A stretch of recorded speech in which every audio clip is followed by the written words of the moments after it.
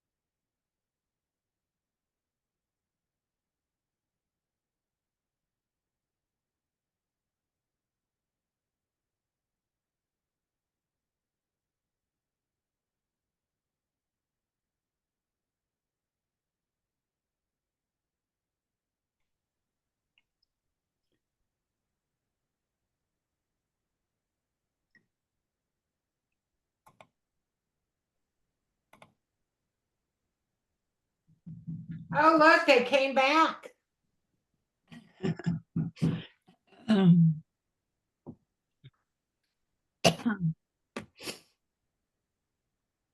All right, let me get the other crew back.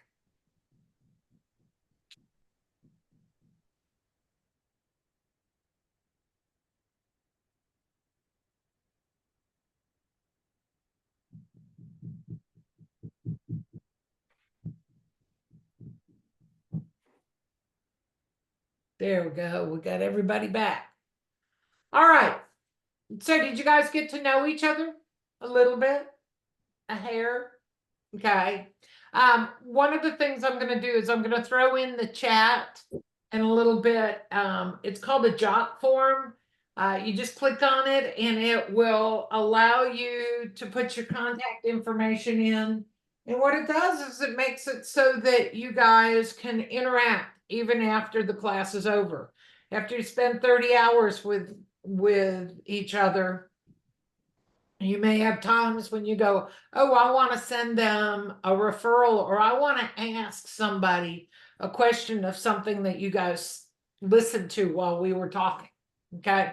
So first group, which is Jane, is it Estella, Kim, Ashley, David, and Annette? Why do we need to have ethics? Anybody want to tell me? I can speak for our group. So we talked about making sure that, you have an ethical way of handling your business between the consumer, obviously your business itself, and then other realtors. You want to make sure that you have those standards across the board, not just picking and choosing bits and pieces. Okay. Okay. Room 2, Harley, Carlos, Marcia, and Michelle. Who wants to talk to me? I will. I'm Michelle, and we discussed trust. Nearly every one of us spoke about trust and being ethical with our clients, that's really the backbone of our business and so important. Absolutely. Absolutely. It's kind of a big deal, isn't it? It's huge. Now, I didn't say, I normally have the staff introducing us. I will tell you right now that Gregory from TR came in. We are recording this class so that if somebody needs to make up something going forward, they can jump in and be able to see this video. Okay. So just so you know, it's being recorded. There's 155,000 of us. I'm going to say it right now. When I visit with you guys about it and I start to come up with things, I'm going to say right now that there's probably a good portion of us who aren't ethical, don't do things the right way. I think you guys understand what I'm saying when I'm kind of come up with this, that we do have some issues. We do have some times when we run into people who aren't doing things quite right. Our code of ethics is really pretty amazing, but what I'm going to do is I'm going to go over, we're going to the book. And if you have a printed copy, it's page 2. It's got a 2 on the bottom of it. If you are on the PDF, it is page 8. Okay. And what we're going to do is we are going to, and hang on, am I missing somebody? No, I got everybody. I was looking for Annette, trying to make sure that I hadn't lost you in this. Okay, we're going to start going through, and the first section we're doing is kind of goes over the canons of professional ethics and conduct from Trek. And I have this conversation with you guys. Our objectives, first off, for this grouping is to understand the tenets of the code of ethics, and I'm going to turn around and I'm going to put it together with the canons of professional ethics and conduct from Trek. Okay, so we got both. We have information about both of these sets of rules. It's to protect and promote the interests of consumers, the public, and fellow Texas realtors. We're going to know the enforcement procedures for a violation of the code and a little bit of the violation of the Trek rules. Okay. We're going to talk to people about proper disclosure. It says counsel buyers about proper disclosure, but I want that to be buyers and sellers. Okay. We're going to talk about how we disclose and how we keep ourselves out of trouble. And then we talk about putting our practices together in a way to protect us against future risk and liability. Okay. So they have the 5 canons of professional ethics and conduct. And David, hang on, let me get it back in there again. Hang on. Here we go. Copy. If I can find my keyboard. There we go. David, you got it? Yeah, let me check. I got it. Okay.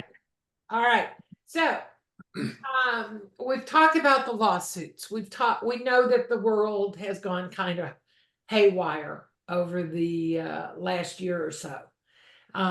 One of the things that I kept hearing was, oh, well, we're just not going to be a member of NAR anymore. We don't have to do that. And we're not going to have to follow the code of ethics. So I've gotten to be good friends with a lot of the attorneys, both at Trek and Texas Realtors. And we got to talking about it. And actually, did you realize that almost every single thing that is in the code of ethics is also in the Trek rules, in the Texas Occupations Code? So I don't care. We can, if we get rid of NAR, which I don't see is going to happen, but if we got rid of it, Texas still has to abide by the same set of rules. And I just don't think that everybody understands how far ahead Texas is as compared to other states. So on page 2, we have 3 of the canons on this page, and we have the first one is fidelity. And this is our fiduciary responsibility. And the numbers are wrong in the book. It's not that you need to know it. I'm just going to clarify it. Fidelity is 531.2. They've upped them one little blip on each one of these. This is where we're supposed to make our position clear, that everybody understands who we're working with, that we act scrupulously and meticulously. How many of you have gotten an offer and it's filled out wrong, or it's got bad information? Yeah, we're all going, yeah, okay. This is where we're supposed to be making sure we're taking care of everybody. And we've got to make sure that our clients understand that we place their interest ahead of our own. All right. And I ask these questions. Sometimes I say things and you guys kind of roll your eyes. You'll get used to me on this. Ashley knows that I get a little snarky sometimes. I was going to say, who has had to deal with a transaction where the other agents seem to be more concerned about their commission than about their clients? Okay. Yeah, I see those hands go up. Okay. So I'll tell you, I see it day in and day out. Okay, so that's 531.2. Next one is 531.3, which is integrity. And this goes towards disclosure. It's the same as Article 2 in the Code of Ethics. Okay, so the first one was Article 1.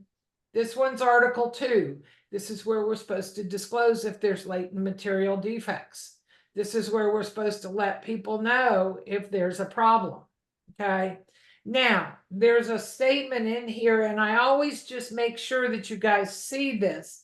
Under integrity, the second bullet point says, must use caution to avoid misrepresentation by acts of, that isn't commission that we get paid. It's commission and omission. Okay. And it's always kind of interesting when this comes up, because we have this conversation that we have. Commission is where we tell something and it might not be exactly true, but we do it to try to make people feel good about it. Omission is where we don't tell them. Okay. Commission, we'd say, oh yeah, the foundation is great, everything's wonderful. Commission. Omission would be, oh no, I'm not going to tell them that the foundation is cracked, that the foundation has settled, that there's something wrong.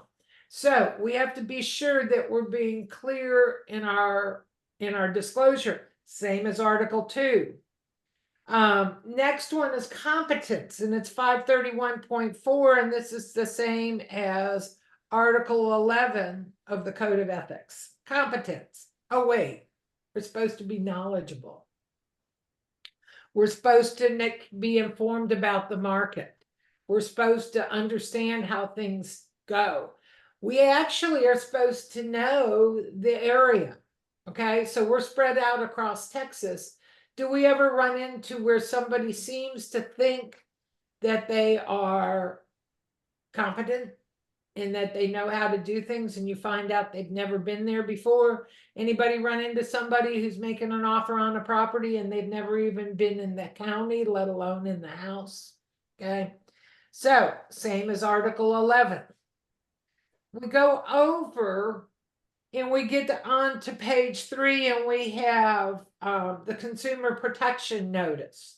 This is the same as Article 12 of the Code of Ethics, where we say, hey, we're licensed. This is who we are.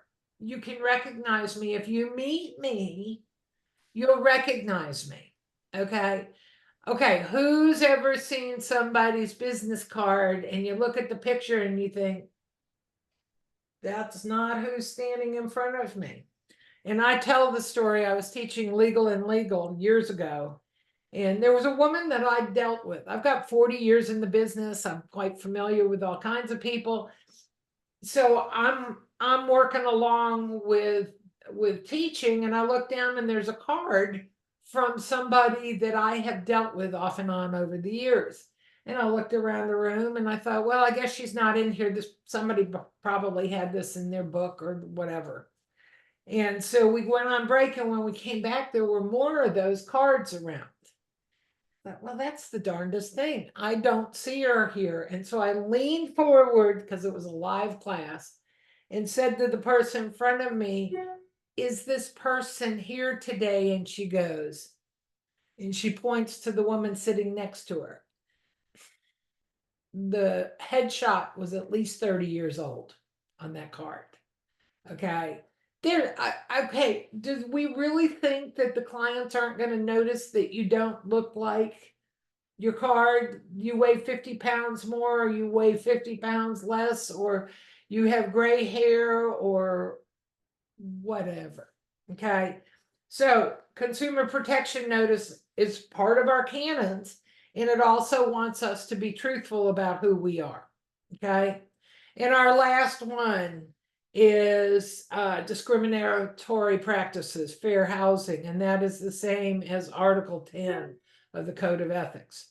Do you see what I just did? I marched down through this and pointed out the similarities between TREC rules and realtor rules, realtor Code of Ethics. Okay. We should know this. It should show up on a regular basis in our legal and legal classes. There's all kinds of stuff that goes on. We just want to make sure everybody is understanding that we have things that we're expected to do, and behavior we're expected to have. Okay. The next page, page 4, talks about TREC complaints. I'm going to tell you, I've had 2 letters that I've gotten from them. I had 1 complaint against me. What you have to understand is that TREC, and they're a little bit nicer now than they were, but TREC considers that we're guilty until proven innocent. It's the exact opposite of what we think our rules are. Okay. And it's because it's licensing. TREC has been tasked with protecting the consumer. Okay. And you have to remember this, that when they come after us, they're coming after us because they're supposed to be taking care of the consumer. Now, a lot of you were in your first 2 years. You may not have even had a whole lot of transactions. Okay. And you start working with somebody who's bought and sold 27 houses, consumer. Okay. I hate to tell you, that consumer who has all of that knowledge is a poor, innocent consumer. And you, who are a brand new agent, are the experts. And it just makes me stupid when we have this conversation, because I really feel like we throw you guys under the bus sometimes. Okay. So complaints, all letters, all complaints must be reviewed by TREC. Okay. They have to take a look at it. They look at public safety or harming the public, doing harm against the public good. Okay. I want you guys to understand that's out there. Okay.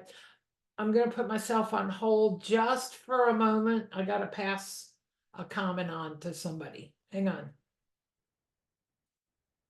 If I can mute myself.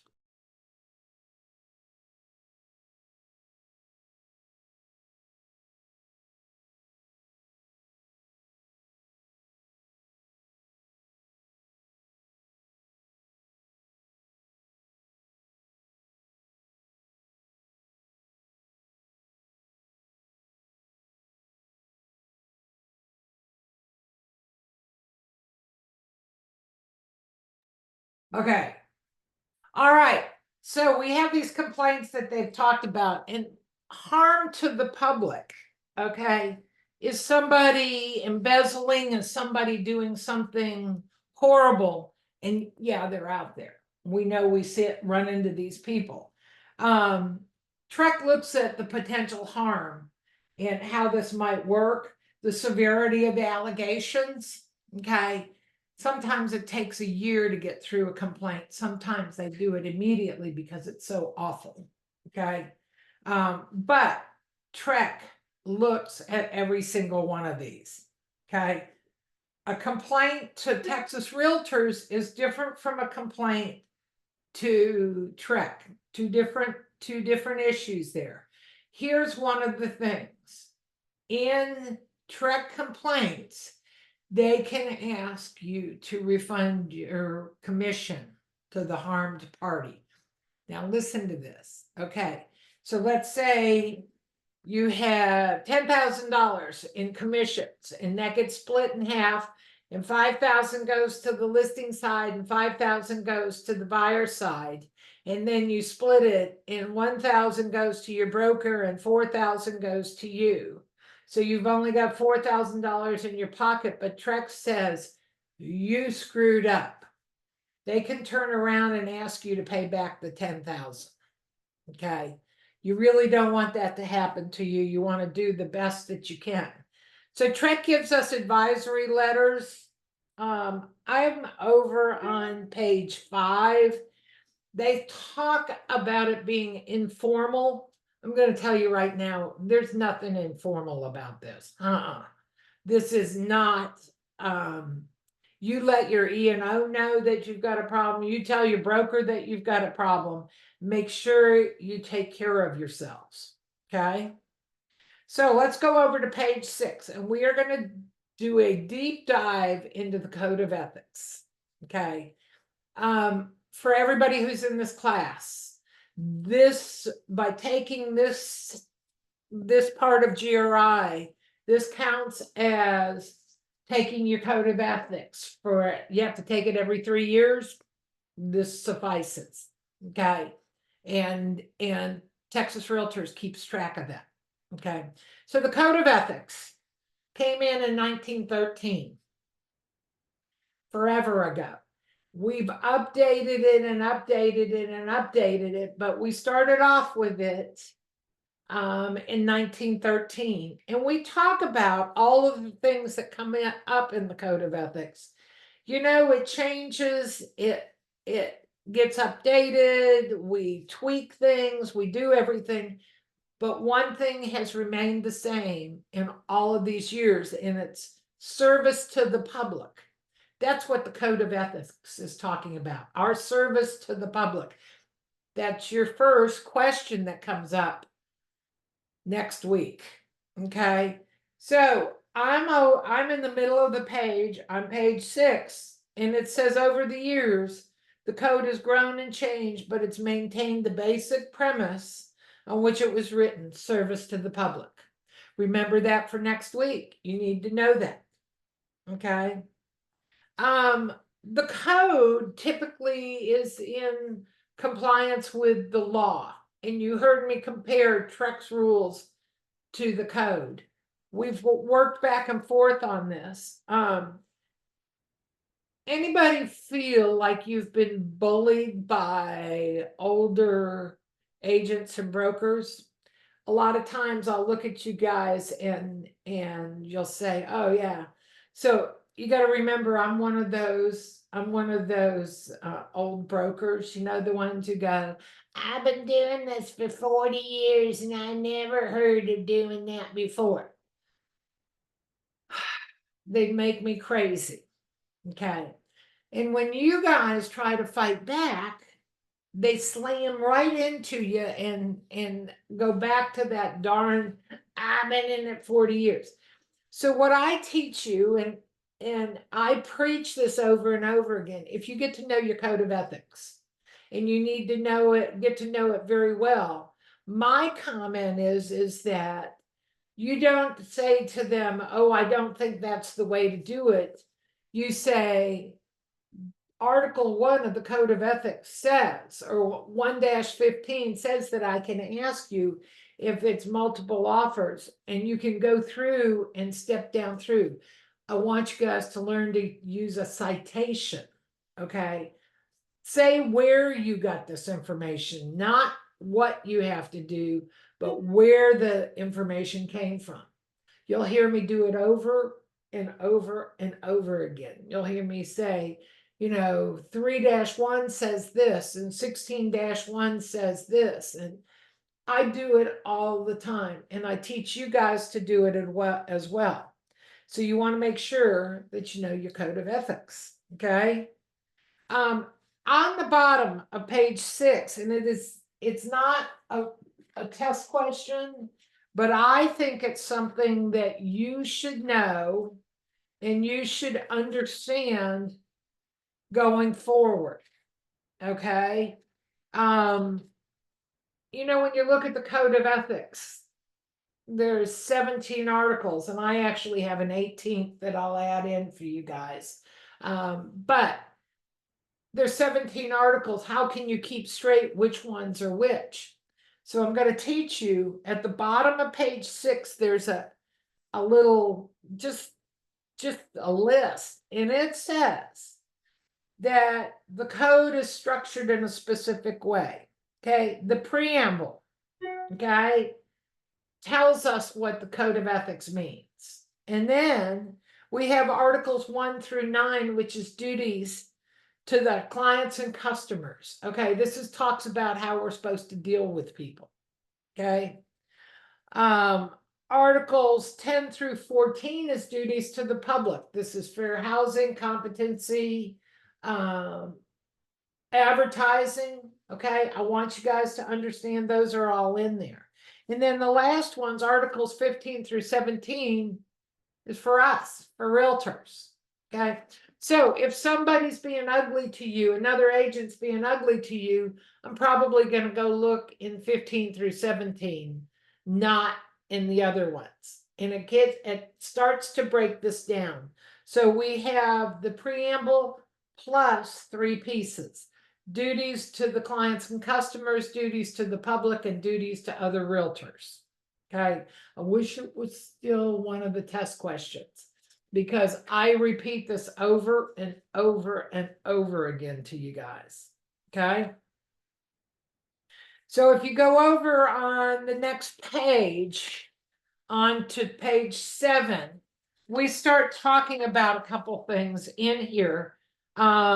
It's, you know, the code actually goes over client representation, and oh Lord, anybody feel like client representation is getting a little crazy these days? Between the lawsuits and the agreements and all of the things going on, we need to make sure we understand who we're working for. Okay. When we talk about the property, that's Article 2 and Article 12, we got to make sure that we're being truthful and that we're disclosing everything. Okay. You know, Article 3 talks about cooperation, and boy, this is the part that you guys, we might have a little bit of a hiccup going forward. Okay. We have to remember that we're not going to put our buyer's agent compensation, BAC, we are not putting it into MLS starting this summer. Okay. You're actually going to have to call up the other agent and say, are you offering compensation? I'm going to talk to you guys about making sure that you got buyer's representation agreements signed. We have to make sure we're doing all of these things. Okay. We have to remember about no commingling. We have to talk about advertising, all of these different things. You know, this code goes over it. Okay. And if you haven't done this before, by the end of today, you'll be worn out, but you'll know more about what's going on with this code. So they have some best practices at the bottom of page 7, or it's like at the end of the typing on that page. And it talks about best practices. Keep a copy of the code of ethics close by. Okay. Read the code when it gets updated annually. And here's the deal. The code, typically, they review it all through the year. Okay. In November at the NAR conference, the board of directors will vote on whether they're going to make changes to the code. And then those changes are due to start on January 1st of the next year. Okay. So you want to read these updated codes as they come through. You want to know what it says. You know, you can refer to the code for guidance. When somebody's bullying you, most of the time there's information that we can turn around and protect ourselves. Okay.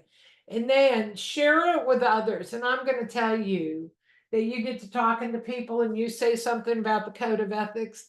There are people who have never even looked at it. Okay.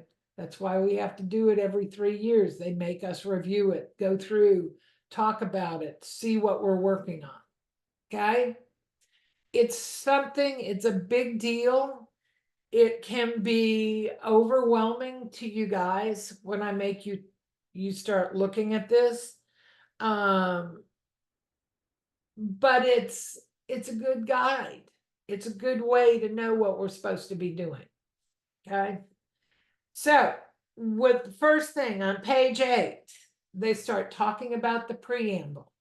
And the preamble is much longer than these 7 items that are set forth here. And I talk about it. Number 1, it recognizes under all is the land. We've got to protect our land. Okay. Number 2, it points out that we have a grave moral responsibility to protect the land. Okay. And the institutions built upon it. We got to do our job and try to help with private property rights. Number 3 says we got to eliminate practices that damage the public. You feel like you've ever had to deal with another agent who is doing things that might damage the public? They might not tell the truth about things. They might not disclose things. They may try to do something tricky. They may commingle money. They may refuse to acknowledge that somebody has a relationship with somebody else. Okay. Number 4 says that that we'll cooperate with other realtors. Wait. You mean we're actually supposed to cooperate with each other? Anybody feel like you have just been treated awfully by somebody who just wanted to take advantage of you? We do it over and over and over again. Okay. Number 5 says we're supposed to, I love it the way they have it worded, behave with competency, fairness, and high integrity. Okay. Number 6, that we're supposed to remain informed on all issues. And number 7 says that it's based on the golden rule. Now, here's something that I think is really interesting, and I believe it was about 2012 where they put into the preamble about technology. 2012, our technology, it was good. It was better than it had been for the last couple hundred years, but it's nothing like where we are now. But the rules that they set up a decade ago actually cover us on all the things that are coming up with our technology. Okay. About making sure people know who we are, make sure that we're, that we're allowed to use the pictures, that we're allowed to do this stuff. Okay. So we have, and I'm going to give you about 12 minutes to do this. We have the 17 articles here, okay? And it takes a little bit of work, but I think you can get it done. What I want you to do is go through and write down a word or 2 words that describe each one of these articles. Okay, so Article 1, I have fiduciary, I have client interest, I have all kinds of words. You're going to go through, I'm going to put you in your 2 groups again. And I'm going to send you off and you're going to jot down words. You got to read through it enough to be able to put words in here. Okay. So I'm going to throw you out there. I'll bring you back right about 9:30. If we haven't finished, we'll go back and we'll do it again. We'll do it after break. Off you go.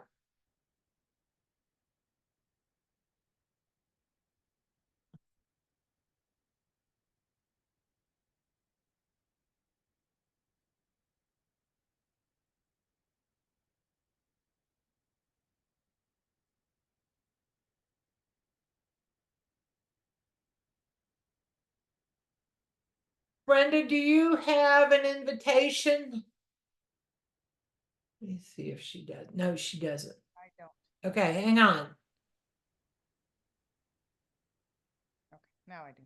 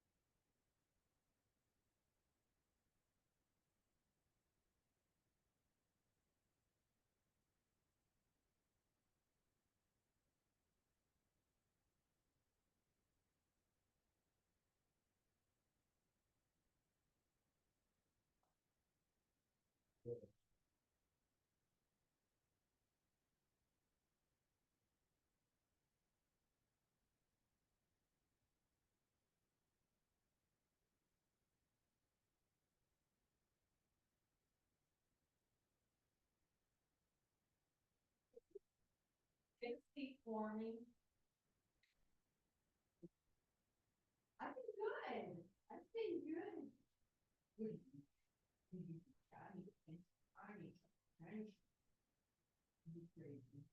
How's the pain going?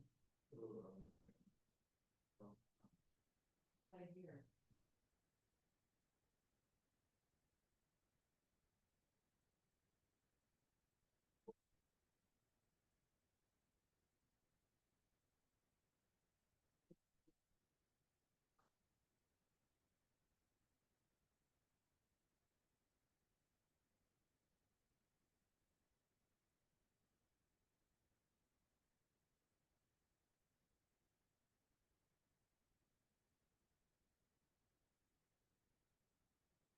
No. Not about.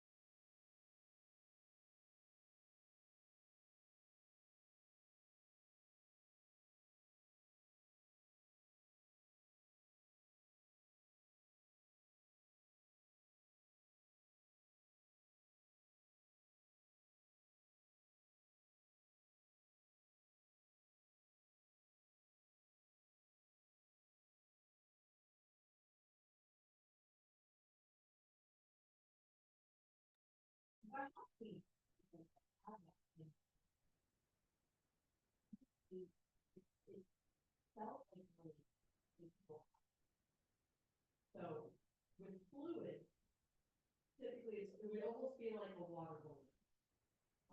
Because it would, you squish it and it would make a little thing where you squish it like water balloon. But it,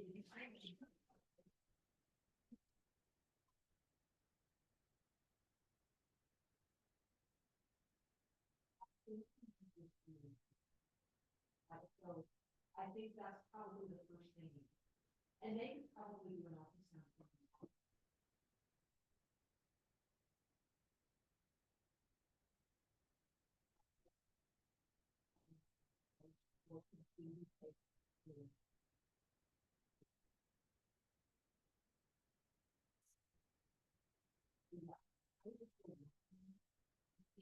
I don't know what to do with that.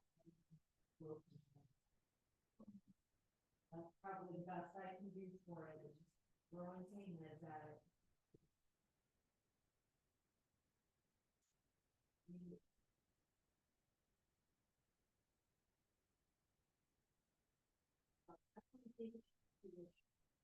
That can't be.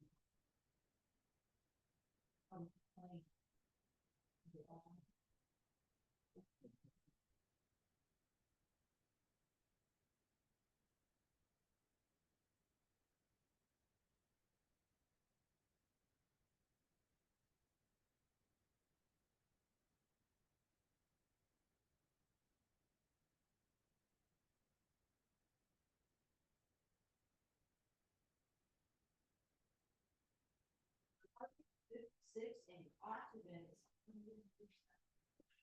All right, I'm gonna get everybody back and then I'm gonna send you to break. And then we'll come back and see where you guys were. Let me see, is everybody back? There we go. All right, we're gonna go to break. We'll come back at 9:40. Okay, 9:40. Come back and I'll see you in a few minutes.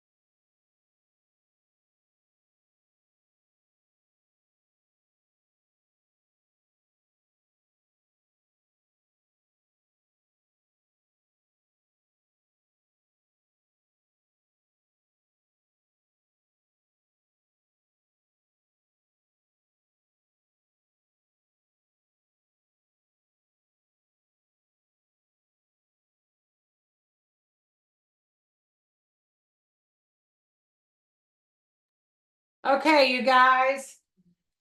How did you do? Did you get through all 17? Harley's the only one being honest here. I did after we went on break. Okay. Okay, what about the rest of you guys? After Yeah. we went on break. Okay, I'm gonna tell you that there's a reason why I make you do this, okay? Let me share this screen. I'll put this into the chat in a little bit, but let me get it up to where we can. Okay. All right, share screen, here we go. I have a list that I've put together that has words, okay? And so we're going to talk about it a little bit. Article 1, I'll talk about the ones I have, and if you have any other ones that you want to put on here. We have Article 1 is protect, truthful, fiduciary, honesty. Anybody got anything else they want to add on to this one? Okay, you guys are going to be quiet. So we're going to do Article 2. Factual, transparent, misrepresentation, disclosure. Okay. Article 3. You guys tell me some of your words. Cooperation. Cooperation. Right. Okay. Be I nice. have, what's that? Be nice. be, be nice. Oh, we don't have people who are not nice, do we? Constantly, right? Okay. 4. Look at these words. Divulge, transparency. Some of these articles you've probably never even had to look at and figure out what it says, right? We probably haven't had to deal with this. Article 5, we have another disclosure. We talk about it and we talk about it and we talk about it. We have to understand that, and I'm going to go back to the 1 through 9. We talked about that earlier, that we have 1 through 9, and we have to talk about that this is all dealing with our clients. Okay. This is dealing with our clients and customers. Okay. Article 6. Disclosure again. Okay. Article 7. No double dipping. This is one that, in fact, let's talk about this one. So you go to show people your property. Okay. You go to show them, you're gonna show them somebody else's listing. Let's do it that way. Okay. And then we turn around and we're told that the builder on this property is going to give you a $3,000 bonus. Okay. Do you realize that you have to tell your buyers that you're getting a $3,000 bonus? Do you think your buyers are real happy about you getting an extra $3,000? Anybody? It's a rough conversation. Okay. And I want you guys to stop and think about this. I've been a broker since the early 90s. I'm going to tell you, I no longer take those bonuses. I give them to my clients. I don't want to be accused of taking them to that person so that I could get that commission. Okay. Article 8. No commingling. Commingling is alive and well in Texas. Just saying. Article 9. Written. Here's a bit of trivia for you guys. When did it become required for us to have our are contracts in writing. Anybody know this trivia?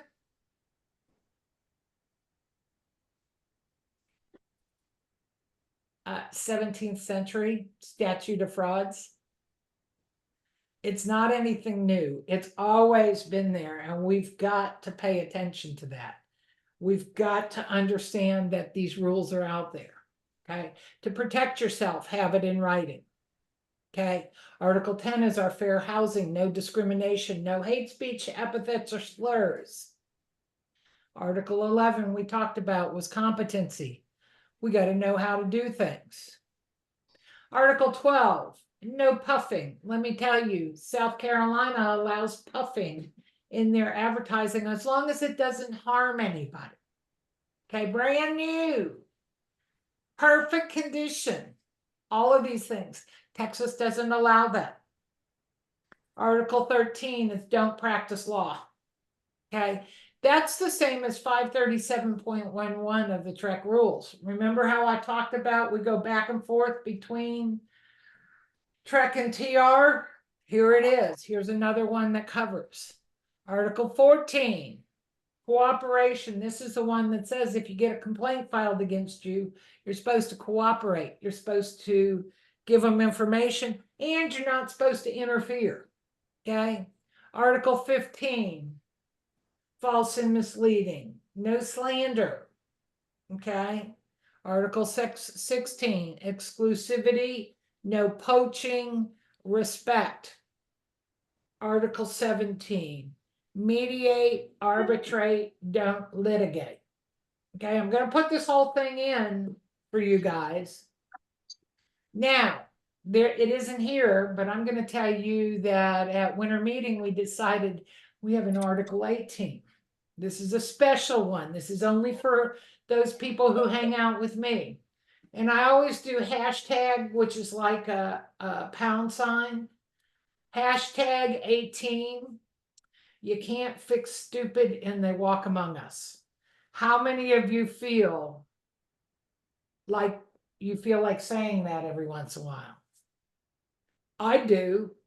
I'm going to tell you, I get all bent out of shape on this. And then I just had somebody add 18-1 last week. Common sense is not a flower that grows in everyone's garden. Okay. So when you're around me, we'll be talking about something and you'll see me do something like this, or you'll hear me say 18. I'm just saying it out there that sometimes people do stuff.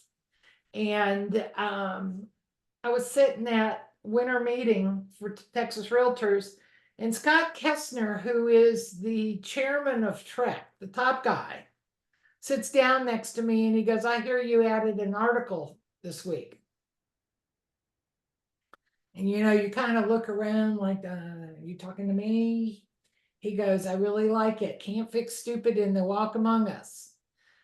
It's really the way we feel sometimes, you guys. Okay.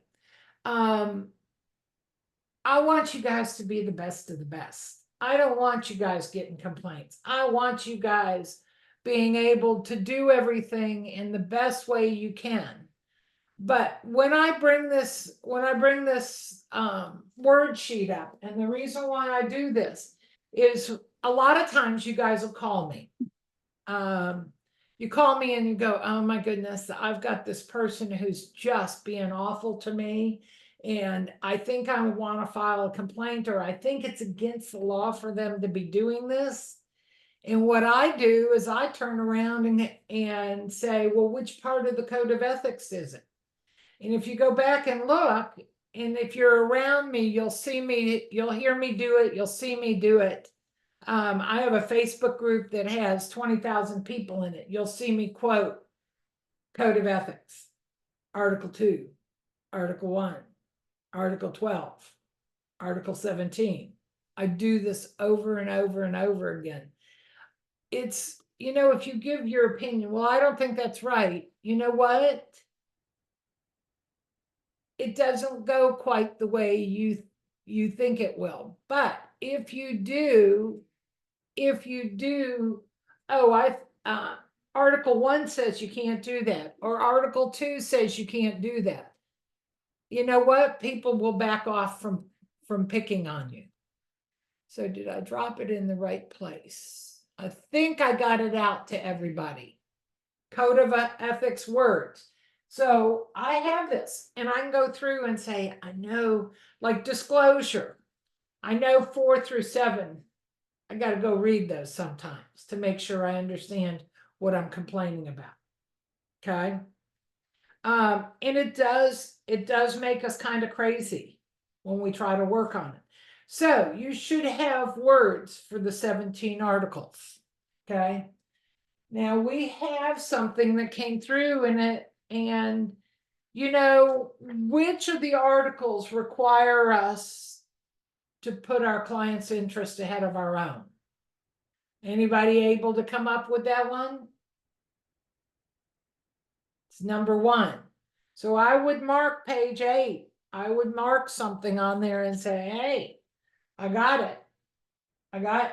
We got this comment here. We need to pay attention.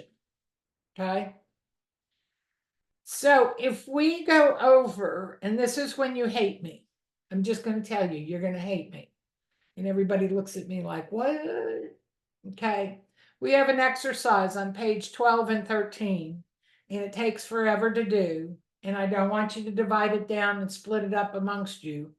I want you guys to work on these and talk your way through each one of these, because I want you to get familiar with your code of ethics. Now, in your book, now let me make sure it's there. You could either pull up a code of ethics separately. I think they pulled it out of here. We can pull up a code of ethics, and you're going to want to flip through it and make notes. But I want you to do this quiz and come up with what article, and if there's a standard of practice to try this. Okay. I'm going to put you back, and I think I'm going to leave you in the same. Are you guys doing all right in the same rooms? Okay. Sometimes I'll split you up, but this time I'm going to leave you in the same room. So you're going to go work on these, and it means you got to read the code of ethics. Okay. So off you go. Let me make sure I've got everybody assigned.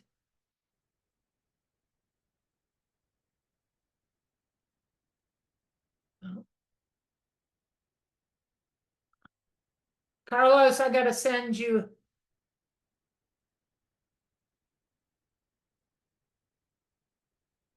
There you go.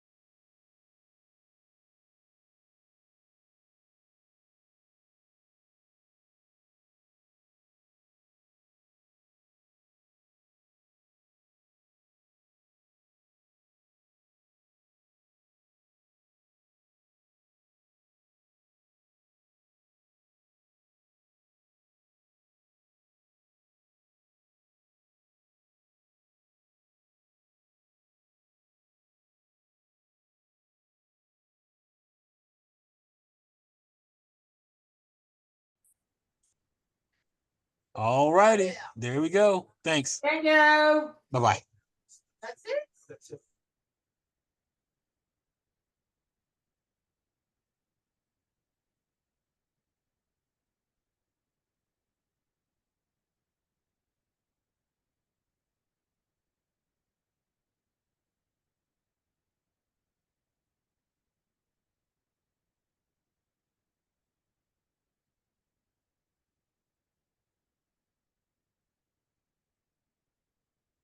Okay.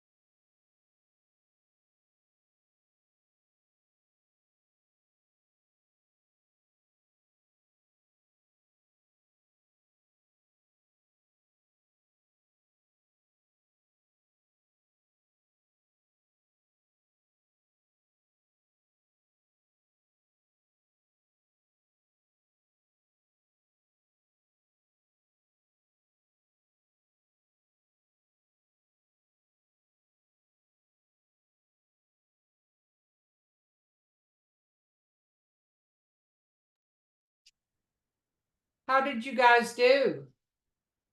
Pretty good. It's a lot of work, isn't it? That was intense. Yeah. I do this. I've been teaching this for 15 years.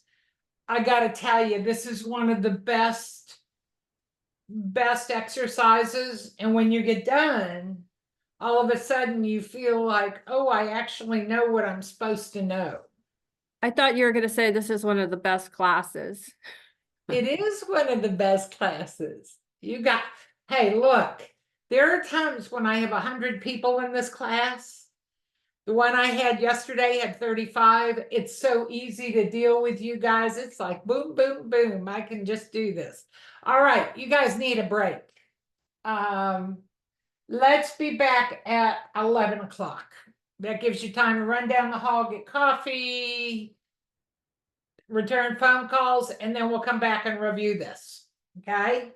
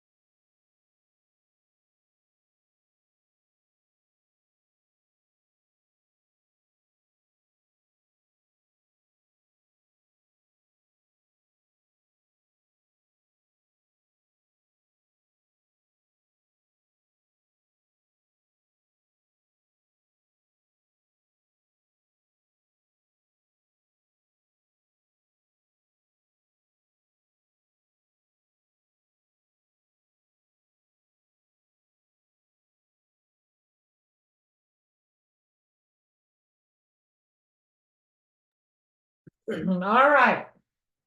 Coming back in.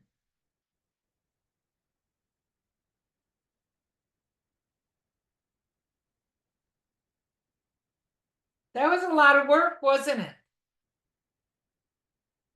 I love it when you guys go,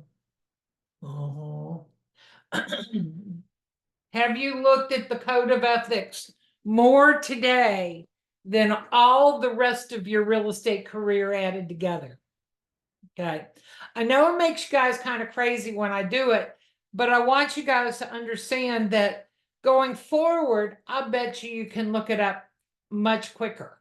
You can look and figure out how to track these things down. I'm going to tell you that when people are bullying us, and they do, I know they do, you can turn around and you can just quote this back to them. You can, because so many of these things come up. Okay. So the first one, and I'm going to ask you guys are quiet so far. I'm going to say, you're going to unmute and you guys are going to talk to me about these. And you're going to give me your opinions. And when you say, oh, I disagree with that, then we'll go back and we'll look at the code of ethics again. Okay. I just want you guys to be comfortable with this.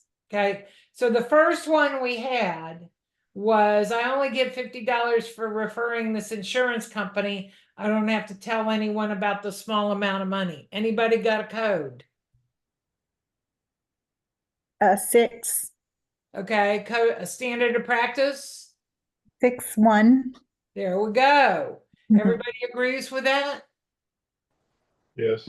Okay. Number 2, I was part owner in a rental property I sold, but I didn't need to say anything about my involvement since I had partners. Number 4. Okay. And so there's no standard of practice on that. Okay. I knew that the property was priced well above market value, but I wanted my name on the sign in the subdivision, and I thought I would be able to get the seller down. 1, 1, Okay, and then what standard? 1, 3. Absolutely. Now, next to this, do me a favor, write down 535.16C. That is the TREC rule that says when negotiating a listing, you are obligated to provide a CMA or a BPO to the customer. Okay, so when you're going to go do a listing, TREC says you have to do a CMA or a BPO. Okay. I know as an appraiser, sometimes I call you guys and say, hey, can I see your CMA to see how you price this? And you don't know how many people say, oh, I didn't do a CMA. Okay. There are people who get in trouble for this with TREC. So make sure that you do a CMA. Hey, I know in this day and age, you do a CMA and you say it should go list between 275 and 300. What does your seller say to you? Oh, I want to try 325. So are you saying that we should be saving our CMAs? Absolutely. Okay, Uh, because All I'm right. not. I'm not really saving my CMAs. I mean, I do them, but I don't okay. necessarily save them. So here, let's talk about this. And that was a great question because I have this come up all the time. Okay. So TREC has another rule and it's 535.17. Okay. So let's have some conversations about this one. The first part of it says is that you're not allowed, we as agents and brokers are not allowed to say you're doing an opinion of value or an appraisal. You're not supposed to use the V word. Okay. Number 2 says that you have to put a disclosure on there saying this is not an appraisal. Okay. Number 535.17C says you have to repeat that verbatim. And most of our MLSs have that for us. Most of the time, we've got it under control. And then 535.17D says that you can do CMAs, but you must do them in the name of your broker, and your broker has to take full liability for it. So Annette, when I talk about this with you guys, I say make sure that you hand over your CMAs to your broker, because your broker's liable for them. And I'm going to tell you right now, a lot of brokers don't realize that. So what I'm going to do is I'm going to drop into the group chat. I should have both of these, 535. And the worst part is I've been teaching this all of these years, and I am going to tell you that I had people call me and say, "Oh my goodness, where does it say this? These rules have been here for about 25 years." So there's one. There is 535.16. Here comes 535.17. Hang on, 535.17. And then I'm going to put another one in here just so you guys have it. And those two cover CMAs. Okay, I'm going to put a third one in here just because I've got it up where I can get to it real quickly. This is another rule that is in Trek rules. It's 535.2, and it says what your broker has to do for you. Okay, so I put all of these in so that you've got this information going forward. But so Annette, in 535.2, it says that the broker must keep all of the records for 4 years. And your CMA is one of those records, which we don't think about. What happens if you do that CMA and you don't get that order? Okay, it's a weird one. Okay, you don't get that listing or whatever. We're supposed to hold on to that for 4 years. Your IABS and your CMA, so that if somebody goes to Trek and says, "Well, Annette did this, but she was lying to me about this, this, and this," you can say, "Oh no, here, you can pull that stuff out of your So file." I guess I would just upload my CMA to the system under the Yeah. record. Okay. Yeah, yeah. You know, one of the other things that I do is that I take 2 hard copies out, or I actually do stuff on my iPad, have them sign and date that Right. CMA and put it into your file, so that if they try to say, "Oh no, I didn't know that it was going to cost me this much," or "I didn't know this," all of a sudden you've got all of this documentation. Okay. All right. So we got stuck on 3. Number 4, I have worked with that client for years in real estate related matters. When they needed a simple power of attorney, I prepared it for them. Who's got it? 13. 13. 537.11 is the Trek rule for it. And yes, I have all of this stuff memorized. I'm not quite sure why it sticks, but it does. Okay. Impressive. I would not be able to sleep at night. It would be going through my brain. Annette, I don't. I believe it.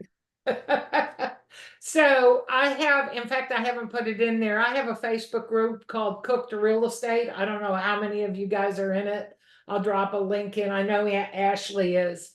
There's about 20,000 of us in it now. And I'm going to tell you that the lady who is the executive of Trek is in there, Chelsea Buckholtz. She's the executive administrator. Scott Kessner is in there. John George, who is the co-chair of Broker Lawyer. We've got all of these regulators in there. So I ask us all to behave and not say ugly things like they do in some of the other groups. But there's about 150 files in the file section that you're welcome to. And there's PowerPoints and there's all kinds of stuff. You can also ask us questions. But the first thing you will get from us is, did you ask your broker first? So a lot of times when people post, they say, I asked my broker and she said to call, ask you. Okay, we'll answer. Okay. What group was it? It's called Cooked Real Estate. Here, I'll type it in here and then I'll get a link for you. Okay.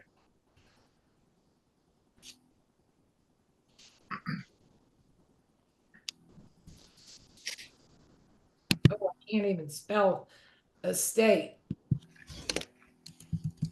There Oh, you that's fine. go. Oh, you found it? Yeah, I Thank just Okay. Just ask to get in there. I'll do it at lunchtime. I'll put everybody in. Okay. I'm kind of a nerd. I think you're figuring that out. I'm kind of OCD. I've been doing this for 41 years. I actually love what I do. You'll hear me tell some stories and wonder why the heck I stayed in. I told my parents 40 years ago that I'd work this job for a couple of years and then I'd get a real job. I'm still here. I'm still hanging out. And I say to you guys, when you first start out and you're new, it gets a little wild sometimes. We start to worry about certain things. And I'm going to say, I put 3 kids through college. I went back to college. I go on vacations. I own my house. I have a car. I have a new car, all of this stuff. I've made this work. There have been some tight years. I will admit to you that we do this. And if you read the NAR, if you go to nar.realtor and start digging around in there, I think I've been through 4 major downs. Okay. So I just want you guys to be the best of the best. And I am here if you need me. I'll be glad to put my phone number in there for you guys. It's hard to reach me, but you can text me is the best way to track me down. Okay. Okay. Number 5, I am due that commission. I will not arbitrate with the board. I'm going to court. 17. There you go. Arbitrate or mediate, don't litigate. Number 6, the buyer made a low offer on an overpriced listing. Somebody is trying to call me over and over again. The buyer made a low offer on an overpriced listing. To make it work, I changed the commission amount. Number 9. 9. Okay, I have 1616.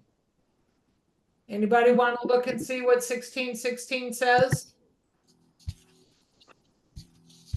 I'm gonna go pull it real quick. So I have it. 1616 says realtors acting as subagents or buyer tenant representatives or brokers shall not use the terms of an offer to purchase lease to attempt to modify the listing broker's offer of compensation to subagents or buyer tenant representatives or brokers, or make the submission of an executed offer to purchase lease contingent on the listing broker's agreements to modify the offer compensation. Okay, so this is part of our lawsuit coming up, guys. We're going to start to have this conversation. Now I'm going to go look at 9. 9 says, realtors for the protection of all parties shall assure wherever possible that all agreements related to real estate transactions, including but not limited to listing and representation agreements, purchase contracts, and leases are in writing in clear and understandable language. I agree that it's got to be in writing also. And I'm going to talk about that in a little bit because we've got a couple things in here. I just had somebody who called me and she said, Candy, these people said that they expected to get paid X amount. You guys all know what number they were saying, and that they would not reduce their commission. They were going to get this, and if we didn't agree to it, then they weren't presenting the offer. That's a perfect example where you guys can't do that to people. Okay. And we're going to take away, has everybody kind of gotten briefed on the lawsuit stuff and how it goes. When we talk about it, they're taking the BAC, the buyer's agent's compensation, out of MLS. It's not allowed to be anywhere in there. You have to negotiate your commission before you go out and look at that property. TREC has a rule that says you must have your commission agreement in writing to be able to pursue that commission. If you don't have a buyer's rep, or you don't have a listing agreement signed to say you're going to get paid, you can't sue for that commission if they don't pay you. Okay. And I use an example. I had a friend who took his friend out to look at properties, and she couldn't find anything she liked. So he took his friend to his builder friend, and she contracted for a $700,000 house. Okay. He went to every consultation. He went to every inspection. He did all kinds of stuff. He didn't look at the closing statement. Okay. They're sitting at the closing table, and he said, "This isn't correct. It doesn't have my commission on it." And his ex-friend looks at his ex-builder friend, and the ex-builder friend said, "I thought you said you didn't have anything in writing." She said, "I didn't." And they said, "We negotiated this without your commission. $21,000 left on the table, and there wasn't a darn thing he could do about it." Okay. Now, because they swore that he wasn't her agent or anybody's agent, you can tell when you run into him, because he will tell you where the house is, what the lady's name is, what the builder's name is, how much everything was, because he wasn't under any agreement with them. They flat out said that. Please protect yourselves. I don't want to hear this from anybody else. And this guy, he laughs every time he sees me. When he sees me, he says, "I got them all signed. I got them all signed," because he figured out he better be doing this. Okay. Number 7, the cooperating agent didn't understand the offer and the seller turned it down. So I went directly to the seller to explain the details, and it was accepted. Number 16. okay. Standard 16:30. I think I heard somebody start to say 13. Did somebody say 1613? No, I said 16:3. Okay, so let's go back, and are you guys catching on? I make you go back and look at some of these things to make sure we've got them. Okay, 16:3 says, oh, I got to get to the right page. Mine's so little I can't read it. It says Article 16 does not preclude realtors from contacting the client of another broker for the purpose of offering to provide or entering into a contract to provide a different type of real estate service. What does 16.5 say? 16.5 says realtors shall not solicit buyer-tenant agreement from buyer tenants who are subject to exclusive buyer's rep. And I'm going to talk about these because these are really ugly ones. Okay, let's look at 1613. Said all dealings concerning property exclusively listed or with buyer tenants who are subject to an exclusive agreement shall be carried on with the client's representative or broker. Okay. All right. I promise we'll get done with this before lunch. Number 8. Wait, which one was it? There was 1613. It was 1613. Okay. Okay. Number 8. I think that another company or agent does not do business ethically. So it's my obligation to tell the unsuspecting consumer. Number 15. Yeah. 15. 15. I just do all of 15. Now we have to have a conversation about this, guys. Do we ever feel like there are times when people are doing bad things and we know they do bad things. Okay, and I say this because I've gotten caught in this. So 15 says, realtors shall not knowingly or recklessly make false or misleading statements about other real estate professionals, their business or business practices. What happens if you know that that they let their license lapse or their license was revoked? Is that false or misleading? Not necessarily. So the way I've always dealt with is that I don't tell them the actual thing, but I say you might want to go look up their information at Trek. It's real easy. How many of you go look up the other people's licenses in Trek? Look up to see how much education they have. Look to see if they have disciplinary actions. We have one that I found this week. And it says that the seller had somebody come in and look at their property. And according to the video and the way the house looked afterwards, it appeared that the agent and the buyer engaged in inappropriate behavior. Seriously. And when the buyer's agent was asked, she admitted to it. Okay. Does anybody remember what I say? Hashtag 18, you can't fix stupid and they walk among us. Seriously? Okay. You can look this stuff up. If they are found to be guilty of these things, they are publicized. You can go to Trek, look up the disciplinary actions and see what's going on out there. Okay. It's kind of scary. But on Article 15, I have said, you might want to check their record. One guy said, you're violating 15. And I said, what did I say that was false or misleading? Nothing.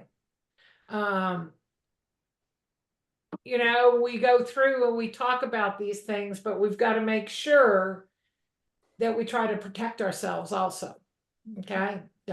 I always told, if I can't say something nice, don't say it. So I will go around the side and come up with a way to do it. Okay. Number 9, if I get confidential information from a seller about a listing and they don't list with me, or when one of my listing expires, it's all right to use that information later to get a sale if the opportunity arises. Article 1, Number or standard. 1-9. Yep. Now I'm going to take us over to look at something on 1-9. The very last line of 1-9. Nobody seems to emphasize this. I do. It says information concerning latent material defects is not considered confidential information under this code of ethics. I don't know if anybody's had it. I've had it a couple times over the years where somebody says, yeah, I have a slab problem, but please don't tell anybody. Can I hold that information back? No. It's covered right here. It says, if you know something about that property that would make somebody not buy it, then you need to disclose it. Okay. So remember these things. I'm throwing extra ones out there just to make sure you've got some basis to turn around and talk to people. Okay. Okay. Number 10, if asked to give an estimate of price for a fee, I can call it an appraisal if it isn't used to be used by the lender for loan purposes. This one's worded a little funny. Did anybody come up with a number? Is it 11? 11. Yep, 11. But you can't call it an appraisal because 535.17A says we can't. Okay. And I just try to keep coming back and giving you all of these things. So when somebody messes with you, you can turn around and say, oh, no, Trek says. Okay. Number 11, if a prospect asks about the racial or ethnic makeup of a neighborhood, I need to answer the question or the prospect will go to another agent.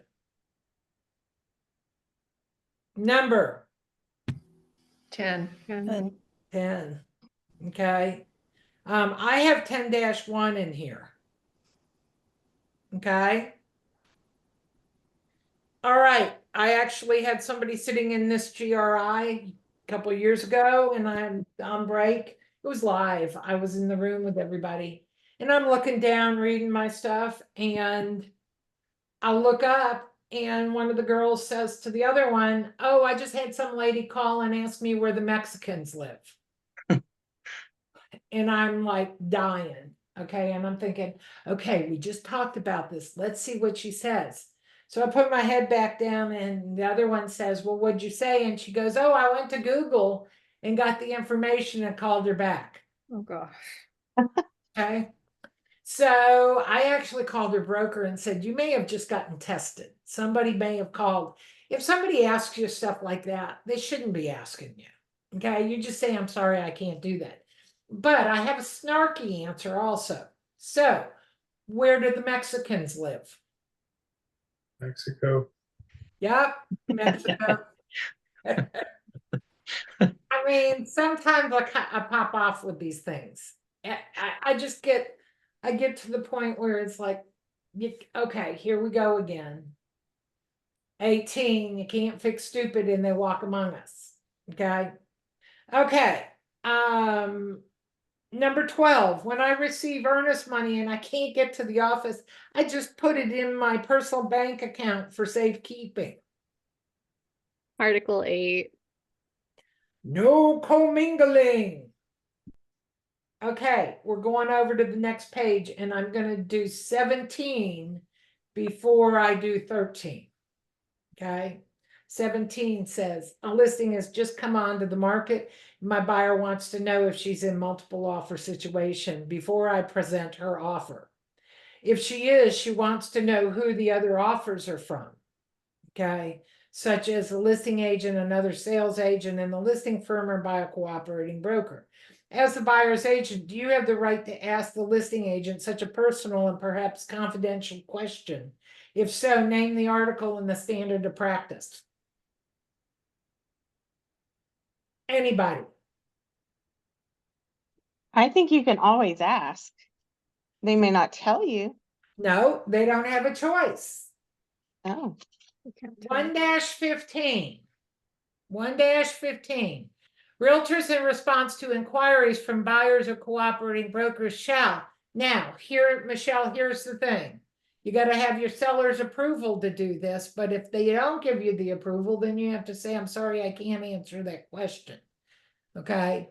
But what it says after that, it says, where disclosure is authorized, realtors shall also disclose, if asked, whether offers were obtained by the listing licensee, another licensee in the listing firm, or a cooperating broker. I'm going to tell you that the bullies will try to not answer you, and you can turn around with this and throw it out there. Okay. I want you guys to understand this, that you can ask these questions. Setting expectations at the very beginning, I say to my seller, you know, if this comes along and we have multiple offers, am I allowed to disclose it?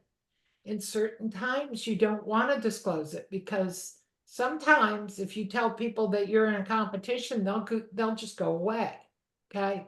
But ask if it is. But as soon as you start to answer it, you got to answer that second part if they ask you. Okay. So I'm going to go back up to 13 because I want to add the third part of this, because I do 3 things. Are we in multiple offers? If they say yes, is it with you, someone in your office, or a competing broker? And if they answer someone in my office, I'm going to ask them, is it a variable rate commission? 3-4, that's number 13. I listed a property on Ren and wrote in the listing agreement that if my office sells the property, we will charge the seller 1% less than if it's sold by a cooperating broker. in multiple offer situation that can be to our advantage. However, I'm not going to disclose that in MLS. Did you guys get 3-4 on this? We didn't get anything. All right, so we're gonna go look at this. This is kind of a big deal, okay? And not everybody, I'm gonna tell you, probably 90% of license holders don't understand this. Okay, so we're gonna walk all the way through this. But Okay. we're first gonna look at the Code of Ethics. Says realtors acting as listing brokers have an affirmative obligation to disclose the existence of dual or variable rate commission arrangements.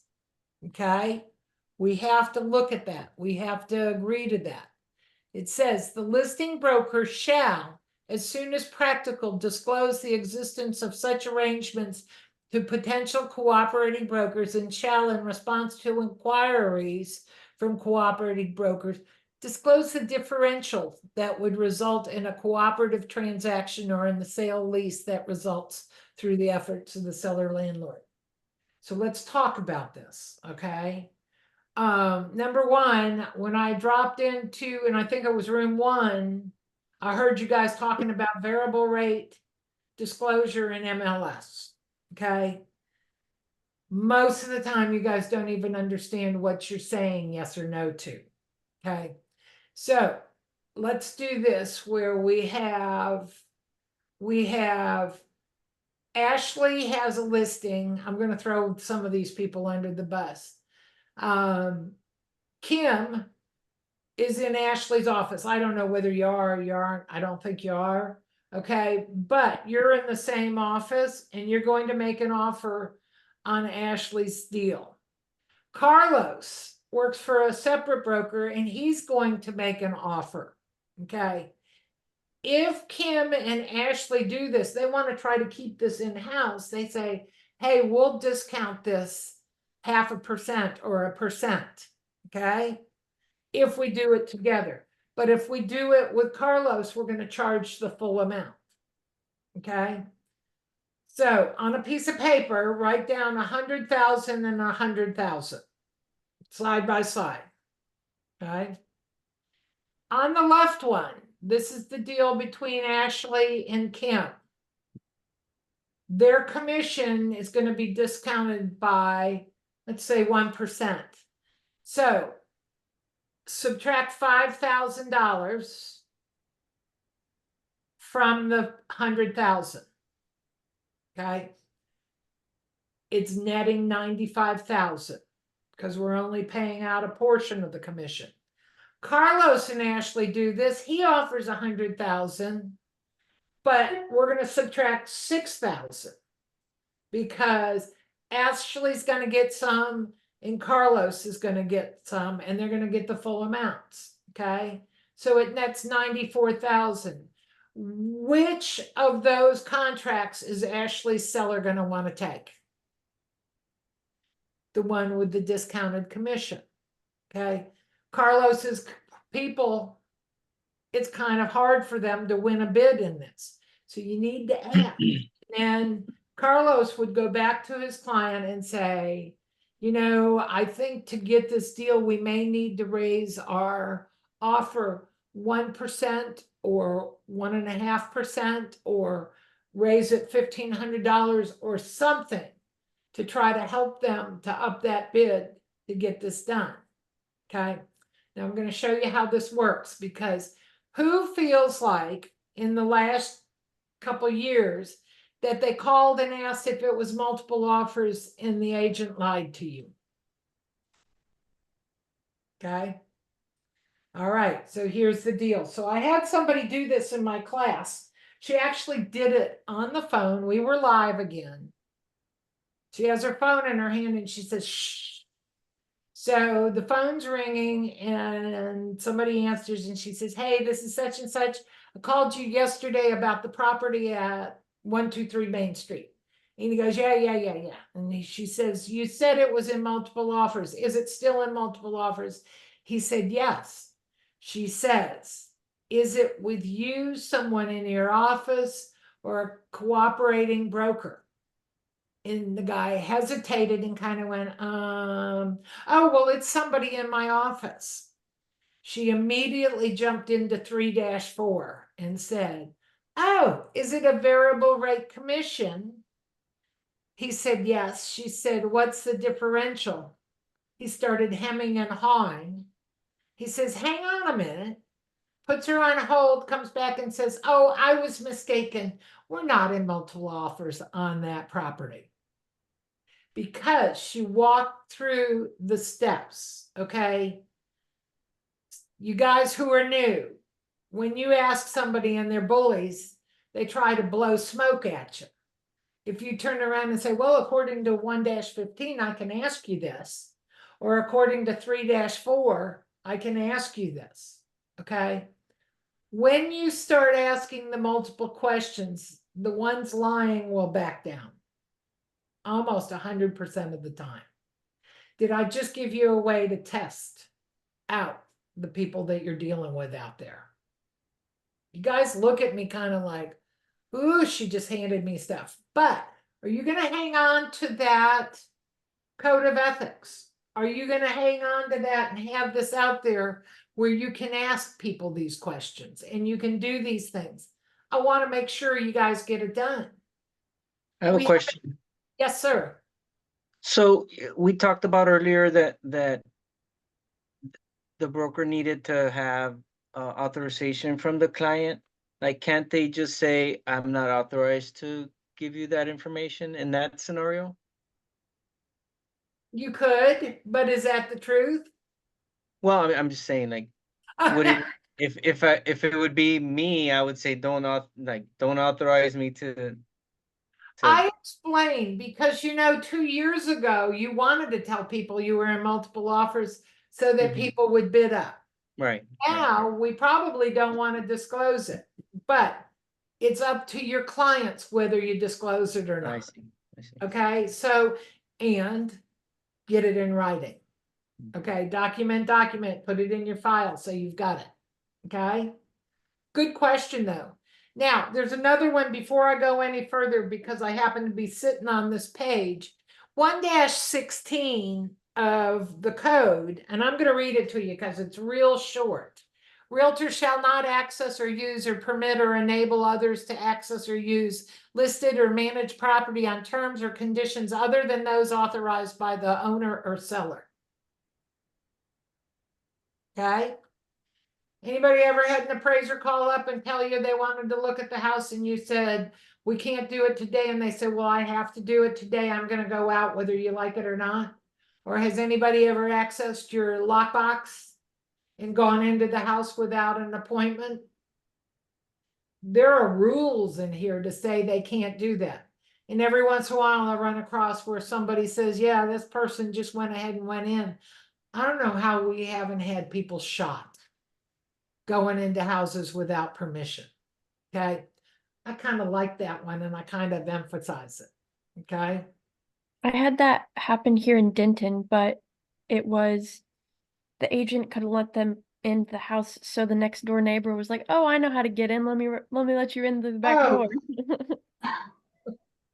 Oh Lord, let me just give me patience not to just scream when I hear those things. How would you feel if your neighbor let somebody in your house? We don't like that, do we? I don't understand why people feel like that's acceptable. It's just not. Okay. #18. We got her. Michelle's on a roll with it. You've got it now. Okay. Number 14, the Clarks insisted I write their offer on Crystal Circle, and I want to help them, but they told me that they have an exclusive representation with an agent in a different office. That agent showed the property to them 3 days ago, and now they have decided not to work with him for personal reasons. Did you come up with a number on this? 16.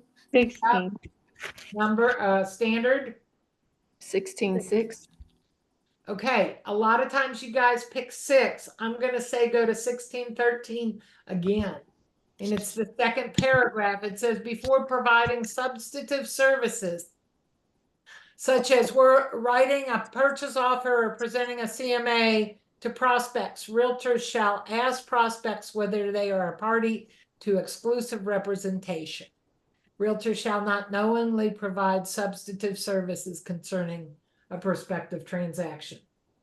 Okay, how many of you have dealt with people and said, oh, are you working with anybody? And they say no. How many of us get that answer? Okay. So I ask some different questions. I always say, oh, how long have you been looking for houses? Number 2 is, have you looked at any houses yet? Okay. Why do I ask that question? Because then I can say, are you working with someone? And if they say no, well, how did you get into those houses to look at them? To get a clue. We don't want somebody poaching my clients. You don't want them poaching your clients. Let's try to work this and try to be cooperative. Okay. Number 15. I've decided to leave ABC Realtors and join the firm of Polyester Realtors. I hate these names. I currently have 12 listings and have begun to visit with each of my sellers in order to make them an advantageous deal if they cancel their listing agreements with ABC Realtors. What number? 16. 16. What's the standard of practice? 20. 1620. 1620. And yet I hear agents do it all the time. Don't do it. It will get you a complaint. Sure as the dickens. Okay. Number 16, Judy Sullivan with Best Realtors sold a listing of Wander Winters with Alpha Realtors. After Judy closed the transaction, she asked the buyers if she could install a sold sign. The buyers encouraged her to do it and gave her permission in writing. Wanda drove by one day, a day after closing, and saw the sign. She was very upset with Judy that Judy had put a sold sign up on her listing. She filed a grievance against Judy. Does Wanda have grounds? Number? We put 17. I'm going to go back to 12. Let's look at 12:7, and it's backwards. I'm going to warn you guys so that when you want to say to me, Candy, that's not right, I'm going to tell you it's kind of worded funny. 12:7 says only realtors who participated in a transaction as the listing broker or cooperating broker may claim to have sold the property. They should bold this piece. Prior to closing, a cooperating broker may post a sold sign only with the consent of the listing broker. What about after closing? Free game. Free game. Okay. Now, I've got somebody who has signs she had made up, and they say, welcome your new neighbor to the neighborhood. Sold by, and she has her name and contact information. I like that. Yeah, it's a pretty cool way to do it. And she says she only leaves it up for a couple days, but it gets the point across as to who sold that property. Okay. It's legal. It's totally legal. Okay. So what this lady did in this one, was this incorrect? No, she was correct because it had closed. It had already closed, and the owners of the property gave her permission to do it. Okay, that's what we were like. It didn't seem like she did it. If it was before, she would have had to get consent from the listing agent, Yes. not the owners. Yes, and here is the other part of it. Listing agent can't put the sold sign out there without permission from the buyers. Okay. People forget that dividing point. So what does that sign say? Welcome your new neighbor to the Welcome your new neighbor to the neighborhood. Sold by, and then it has her information. Love it. Okay, bless you. So here's a comment that I make in my classes, because I teach a lot of Zoom, And sometimes you guys go, I really don't like Zoom. I wish it was live. The thing is I just gave you something. And Annette is in Victoria. And Kim is up towards maybe Louisville. Okay. We've got people in San Angelo. You're not with your competitors, and you can trade notes and you can trade ideas, and you're not giving away your good ideas to your competition. Just saying, I do that on Zoom.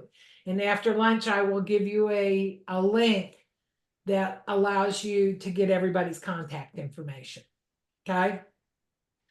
Okay, last one. We made it.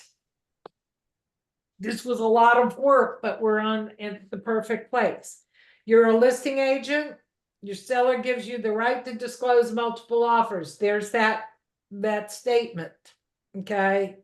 To any agent who asks about multiple offers. Your seller also tells you he intends to get the best deal he can possibly get for his home. Your seller is interested in comparing offers to get the best deal for himself. Are you prepared to counsel for this, you guys? Hopefully, yes. After working on this, you know you can do it. Can the seller shop offers if he wants to? Absolutely.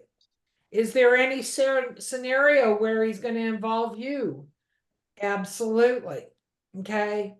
What article and standards could this have? Anybody? Because this is kind of a trick question also. I had 2 and 4. Okay. We put 1. Article 1. Mhm. Okay, we want Article 1.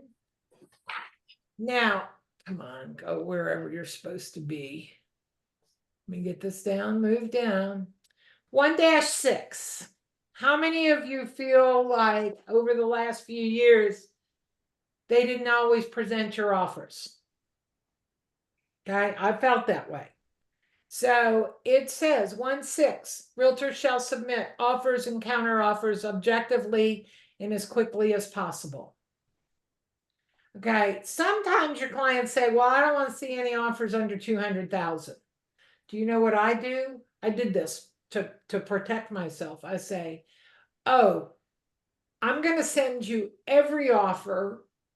You can just reject it just right off the bat because of its price, but it's your decision, not mine, as to what offers you look at. I'm going to give you everything so you know what's going on.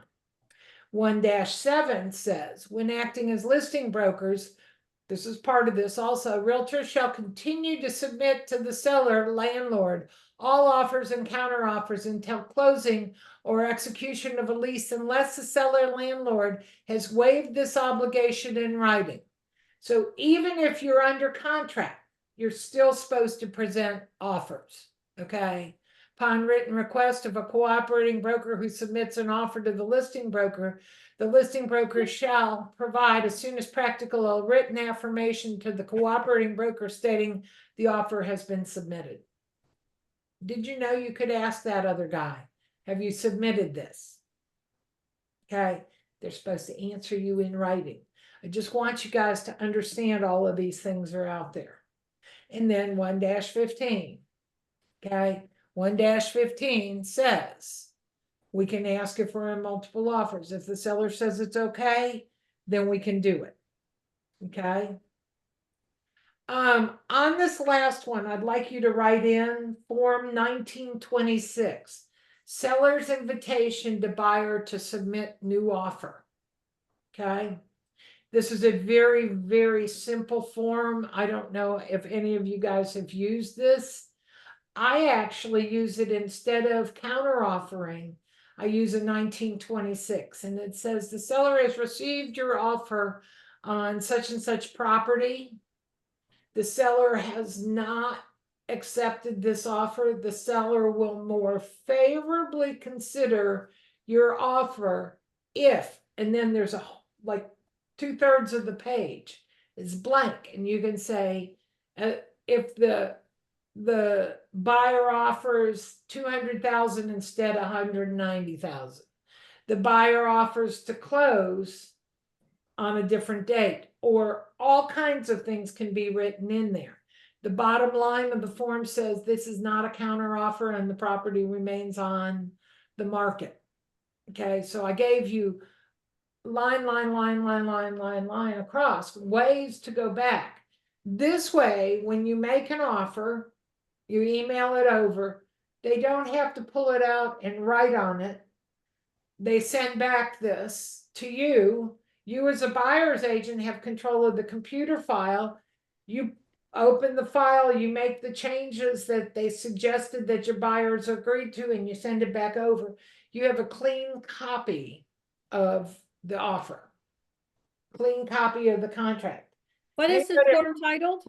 It's a seller's invitation to buyer to submit new offer. And it's 1926. It's a Texas Realtors form. And it's real simple. In fact, let me see if I can get to that. We have enough time for me to open it up and then we'll go to lunch. Maybe.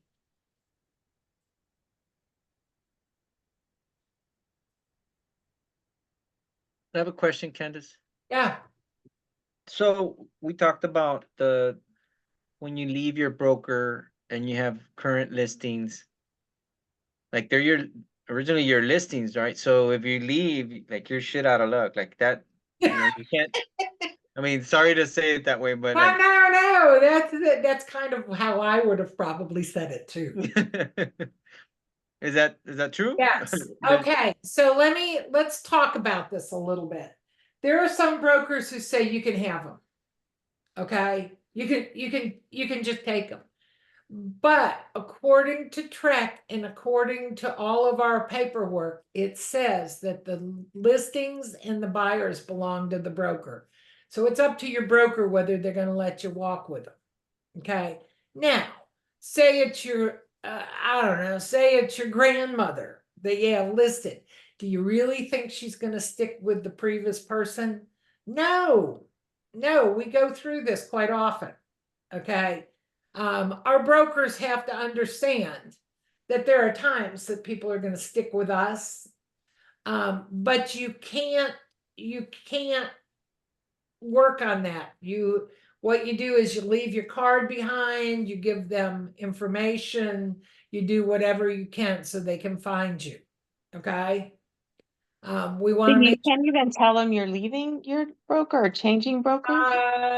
you can say, I'm sorry, I'm making a change. My broker is going to handle this.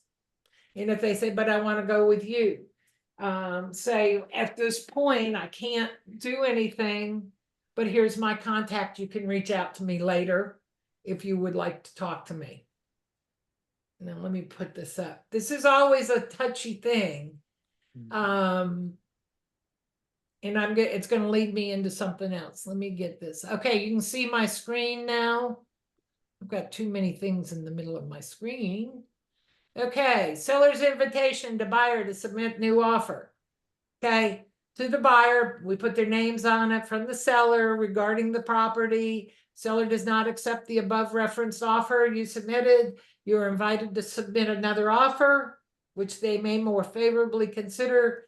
This is not a counter offer. It is this simple. Okay, I want you guys to remember this form because it keeps everything clean for us. I love it. Everybody good? Okay, now I'm going to quiz Ashley just briefly. She's going to go, don't pick on me. Ashley, why are you getting your broker's license? Well, because it's still like the next natural step for me in my career. And I remember in our TRLP class, you mentioned that if for some reason there was ever like a switch or something, it's good to have that line of people in your office that can help mitigate some of the damage. Absolutely. So I talk about it in classes over and over and over and over again that you ought to look at getting a broker's license. Right now, it takes 900 hours of CE unless you have a college degree. Okay. in the next year, we feel that this is going to change. And it's probably going to drop down. And I heard 630 is the number of hours, but you're going to have to do more transactions. Okay. We just don't know when this is going to come through. But we want you to be the best of the best. The other thing that happens is that when we start doing all of this stuff, Carlos, when you go to leave, if you are a broker associate or associated broker, hopefully when you negotiated your independent contractor agreement, which we're going to talk about tomorrow, you negotiated that any listings that you brought in yourself, you keep. Any buyers you brought in yourself, you keep, because you have standing as a broker. I'm going to tell you, I'm going to talk about it the next 2 days. We are going to talk about this over and over and over again. But if you're already with the company Yeah, and then you get your broker's license, do you go back and renegotiate? sure. Okay. Absolutely. Okay, because you have a different standing. If you've never looked at it, Annette, if you go look up people who are brokers, they don't show up under the broker of record. In Trek, they're individuals sitting on their own. You have the qualifications to be able to do this. Okay. I've had people who had their brokers die. When that person dies, you are out of business unless you're a broker. We had one guy who decided not to renew his broker's license, didn't tell anybody. So the whole office went down. I actually had somebody in that office who had gotten her broker's license just because I kept saying, you ought to get it, you ought to get it. She ended up being broker of record until they could all move somewhere else. But it got taken care of. Nobody went out of business. Okay. So we talk about it. All right. I'm done with this section. I think we should go to lunch. I'm going to give you 3 minutes extra lunch. We're going to come back at 12:48. No, at 12:45. I gave you 3 minutes on the front end. I'll see you guys at 12:45. Quick question, since Ashley's already started Yeah. there, her brokerage, will she be required for the 900 or the new hours next year? No, Michelle, I'm still with Coldwell. Yeah, but you aren't you have- working towards that? Yeah, Because I I've have. really been considering it too. Your hours add up the whole time. Okay. Okay. And and I'll find the link for you guys. You can go to Champions, and I hate telling you to do this, but there's a link where you can go in and you put your license number in, and it tells you how many hours you have. Ashley, did you have a college degree? Yes, ma'am. Okay, so Ashley doesn't have to take anything except her 30 hours of brokerage. Okay? Nice. Yeah. That's why I'm here. The other people who don't have that college degree, yeah, I got all kinds of people taking hours from me, and we work on it. Okay, we try to help you get there. That's what I need. Okay, Michelle, we'll talk about it this afternoon some more. All right. All right, sounds good. All right. See you guys in 45 minutes. Okay, I have one more question for you. I'm here. I'm here. Hey, can you email me the link, because I'm using our association's computer and I can't save all the chat and all the documents you're sending. Yeah, I'll Yeah. save the chat for you and send it to you. Thank you. We'll get you there. That's one of the things where you probably should try to get on your own computer when you're doing Zoom. Mm-hmm. We'll help you out with that. Okay, right. appreciate it. Thank you. Bye. Bye.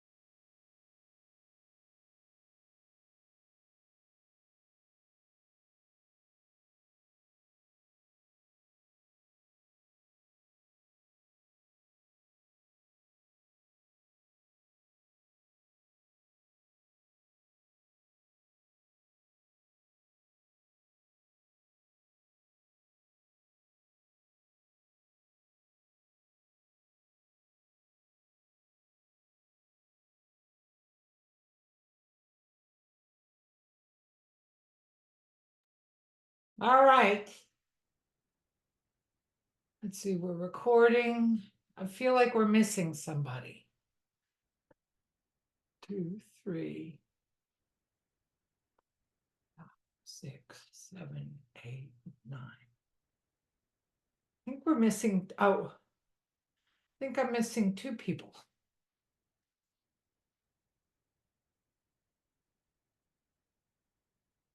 Did you guys have a good lunch? Did anybody go outside? Because it is gorgeous outside. I actually mowed the yard on my What? lunch break. Yeah. You're an overachiever. I try not to be, but I get behind if I don't. I think you have a small yard, David. There's no way. All right. We had storms in South Texas yesterday. We had in Port Lavaca, we had trailers toppled over, barns torn down. It was pretty bad. I was teaching GRI and Corpus fell off and somebody else fell off. It was a wild, crazy day. Yeah, it was, and it lasted for quite some time. We got some really good rain, that's for sure. It's like we're like cheering when we get this. Yeah. All right, now let me go over here and do this. All right, now let me do a couple things. Let's get the jot form in here. Hang on. And everybody who asked to join Cook, I put you in there.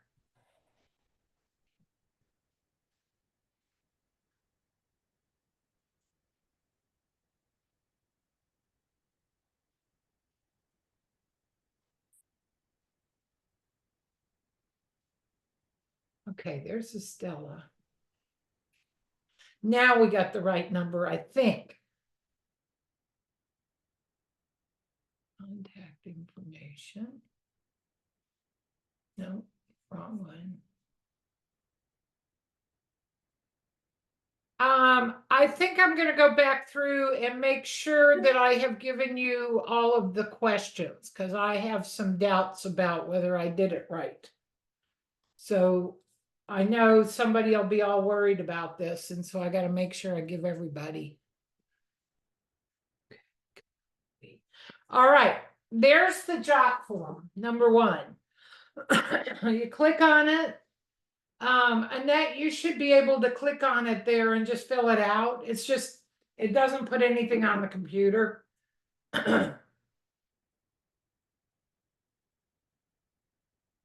Okay. Can you get to it, Annette? Looks like probably yes, you're muted. Okay. All right. So we're going to go back to the beginning and oh, hang on. Hang on. Hello. Hey, Larry.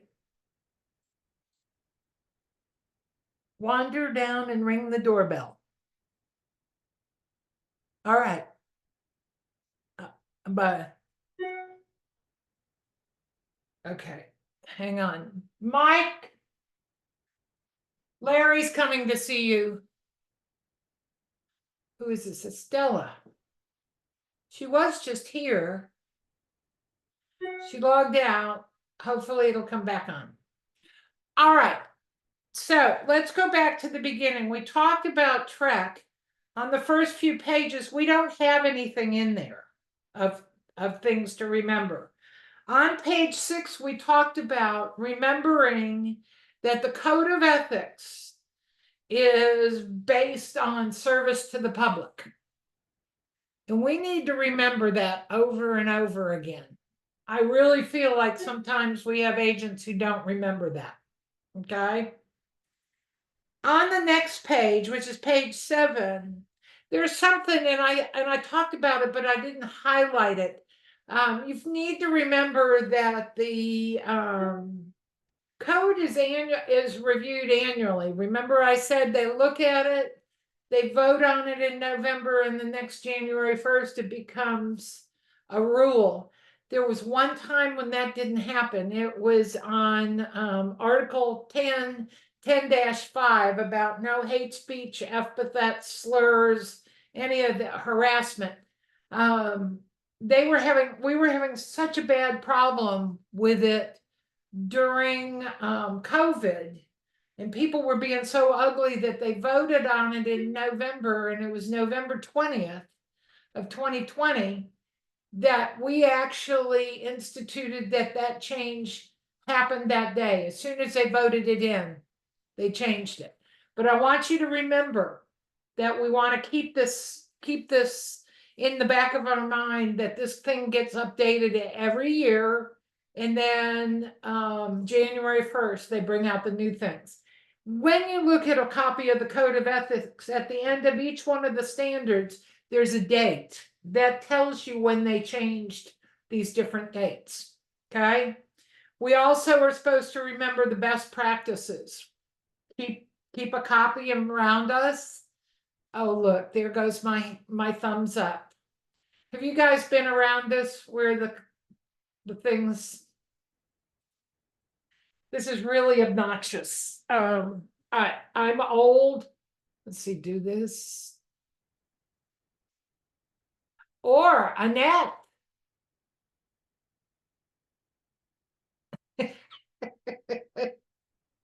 I know, I make you guys nuts when I do these. Okay, the thing is, we want to keep a current copy. We want to read the updated code when it comes out each year. Okay. I'm going to sit on my hands. We want to refer to the code periodically. And I think after the time you spent today that you will be able to go look at that code and be able to use it and share it with others. The way I say it is share it with the old ladies who tell you, I've been in the business 40 years and we never heard of doing that. Okay, Estella, it's much better. All right. All right, so page 8, we had 2 things that showed up in here. Actually, it's 3. And it says, number 1, Article 1 is where we place our interest behind our clients. We place our clients' interest ahead of all, okay? And we have a couple questions that ask that. Just understand, Article 1 says we got to take care of the clients and even the customers before us. Article 2 says we've got to disclose information. Remember that, because I did not put that, I didn't include that in the when we were going through here. Okay. And then I think that's it. All right. We are on page 14. Page 14. Complaints and enforcement. We always have fun with this. I talked to you guys about it over and over again. You know, I just realized we're missing one of our proctors also.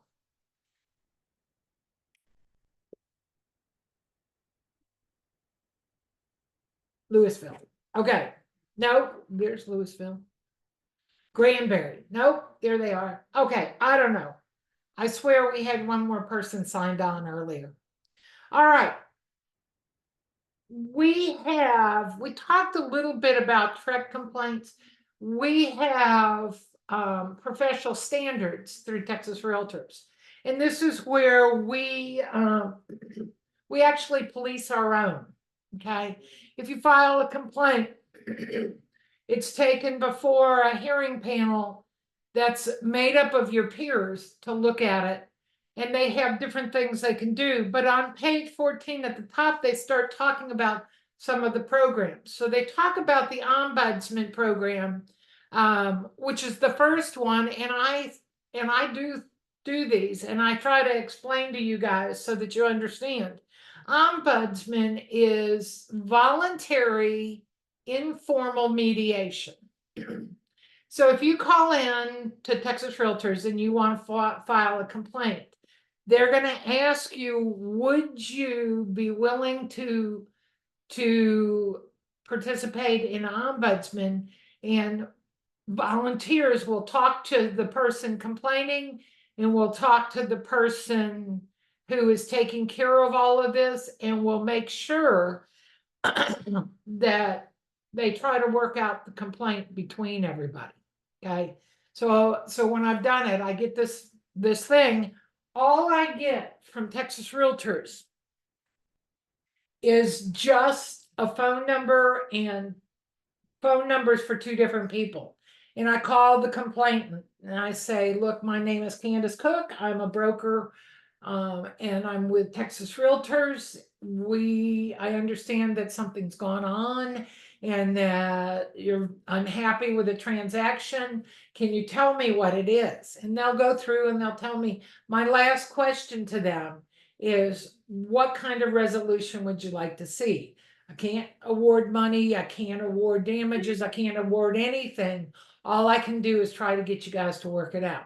Then I call the agent and I talk to them. Okay. If they return my phone call. Some of the time I can't get it resolved because nobody will call me back. Okay. So when I work with this, we go through, we try to get it done. If I get it resolved, it gets dismissed. I shred all the paperwork, everything goes away, there's no record of it. If I can't get it resolved, I turn it back to Texas Realtors and they come to the complainant and say, would you like to file a formal complaint? Okay, and then everything has to be put in writing. So ombudsman, it's to get us started in the beginning. We have a citation policy, we have mediation, and we have ethics and arbitration. I teach professional standards. I'm hired to teach it at several of the conferences and things.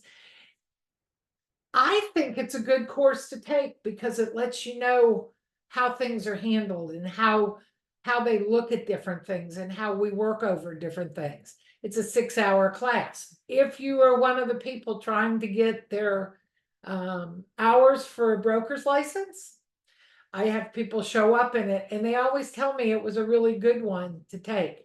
Ashley, have you taken professional standards yet? Let me look. So it's really interesting because we go through and you'll have quite a few people in the class and they'll talk about their experiences and stuff. So you find out what it's like to regulate us and to talk to us. Okay. So when we have this, we're one of only a handful of state associations that oversees all of it. Used to be each individual board oversaw how we were doing professional standards. And they realized that we're awful big state and that some of the small areas wouldn't have enough people to work on it. So we started doing everything by Zoom and the state runs it. And so you always get people who are unbiased. It's not going to be anybody who's gonna blacklist you if you work on a hearing with them. Okay. So these complaints can only be about a realtor. Okay. Did you hear how I said that? Only about a realtor, but it can be filed by anybody. And this is in the second paragraph down on page 14. And it talks about it can be filed by other realtors. It can be filed by a member of the public. But we can only complain about a realtor. You know, there are times when you really want to complain about your clients. We can't file a complaint against our clients, even though we'd really like to. I laugh. I tell you guys, sometimes I have fired clients, okay, over the years. There are times when I'm like, I'm not working with them. Nope, I'm done. It's over, okay? So when this happens, and I always start to laugh about it because prior to COVID, I never taught from home. I always taught from Texas Realtors. I'd be right downtown with everybody. and I got to know all the people who work for Texas Realtors. And I one day said to the ladies in professional standards, what kind of drugs do you guys take? And they kind of looked at me and they said, why do you say that?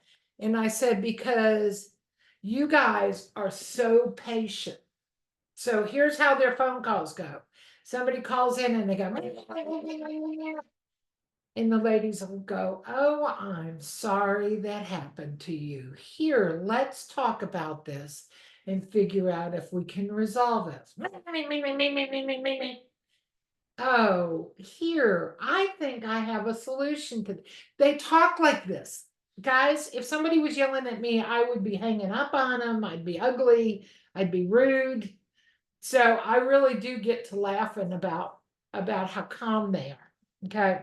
So what happens is somebody calls in, first thing they offer is ombudsman. Okay. Then they look to see, is there a possible ethics violation? And I'm just going down through page 14. Is it eligible for a citation? We'll talk about that in a minute. Okay. We'll talk about if it's arbitrable, which means that is there grounds for going to arbitration? Should it be forwarded to a hearing, or should it just be dismissed? Okay. And this goes through these steps every single time. Okay. You got, and I'm going to go back and say, make sure you remember that those complaints can be filed by anybody. Okay. So, we have a web page where this can be done. Okay. All of this can be filled out online. The complaints are reviewed. We try to make sure we go all the way through to the end. We try to resolve these. One of the first questions is there a complaint or a lawsuit elsewhere about this? If it is, yes, ours gets put on hold until all the other ones go away. Okay. So if somebody says, yeah, I already filed a complaint at Trek, we stop immediately. We don't interfere with Trek or a lawsuit. Okay. So we talked about that ombudsman. When I do ombudsman, I'm not allowed to keep any notes. I can't give advice. I can't give websites. I can't do any of that. All I'm doing is trying to go, okay, what do you want? How do you want to see this resolved? Here's what they'd like to see for a resolution. And we go back and forth and try to get it done. I'll tell you what, I've had some interesting ones over the years. Had one, this lady she was having chemo for cancer treatment. And she told her agent that every third week, she couldn't keep her house active. She couldn't let people in to look at the house because her immune system was down. She didn't feel good, all of this. The agent said, oh no, if it's active, you have to let us in. Seriously? And I went back and forth with them. And I said to the agent, you do understand that she's sick and she's immune compromised. We got it resolved. We got it that the broker helped out the agent to understand. Yeah, we can say, look, it's a bad week for them. You can come out. We'll get you in as soon as we can. I've had all kinds of ones. We've had ones where the client is being ugly to the agent, and the agent isn't complaining about the client. But what happens is I end up helping to explain and work through the different steps so that the client understands you can't make your agent do something that's illegal. I've had that. Okay. So the ombudsman is actually working for you guys to try to keep this from going to a formal complaint. Okay. We have a citation policy, which is the next one, and it's on the bottom of 15 and the top of 16. We did this to try to make our complaint processes go more quickly. And, I visit with you about it. Sometimes you look at it and you think, why is this here? Because it doesn't happen very often. they put it into place so that people could do anonymous complaints. Okay. Here's the problem. Okay. You got to put through enough proof that something occurred for a citation to be issued. Okay. It can be anonymous, but they prefer that if it has to go to a hearing, that somebody is willing to step up and be the complainant. Okay. So we have a citation schedule on 15 and 16, and I'm going to just go through. It's only certain things. It's things that we can see without any judgment. So 3-4, failure to disclose the existence of variable rate commission. 3-6, failure to disclose existence of accepted offers. Okay. Article 4, failure to disclose that we have an interest in the property. Okay. It goes all the way down through. So we have 3, 4, 5, 6, 12, 14, and 16. Okay. These are all things that can be proved with written proof. Okay. When we do this, when we have this type of exercise where we're working on, we look at the proof, and if we say, yeah, it's a violation, it's a $300 fine and you have to take the code of ethics. Okay. If you get caught a second time on the same thing, it's $600, not 300 plus another 300, 300 plus 600. And then if you get caught in a third one, it's 900. So it would be $1,800 worth of fines if you don't clean up your act. Okay. It doesn't happen very often, but every once in a while I'll see information about it. And I had one class, I had everybody was sitting live with me, and this guy's sitting there at lunchtime, comes back and he says, okay, who turned me in? So what are you talking about? He goes, I got turned in and I got a citation against me. Who turned me in? Like, they're not going to tell you. They're not going to do that, especially with your attitude. Then I had another lady who posted on Facebook, whoever turned me in, I don't have the money to pay the fine. I wish you had called me. Seriously, you're going to put that out on social media that you screwed up? Okay. These go very quickly. They got to be absolutely 100% sure. Okay. So I'm going to throw you out in breakout rooms. I'm going to split you up again. We're going to do a new set of breakout rooms. I want you to go through the 6 questions and come back and tell me which article and standard of practice, if there is one. Now, let me make sure I've got Michelle in the same place. There we go. No, 2 and 2. Okay, I'm going to send you off for about 5 minutes. I want you to look at these 6 questions, look at the chart on the previous page, and then come back and tell me which part of this is the violation. Off you go.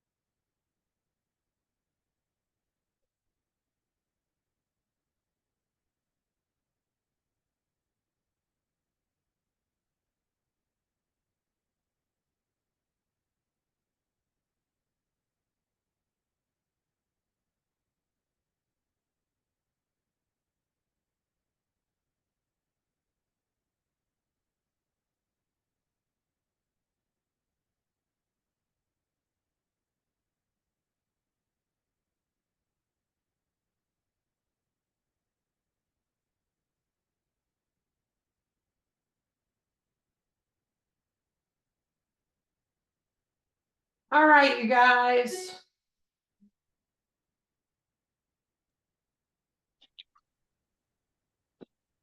Trying to get things out of the way on my screen and everything.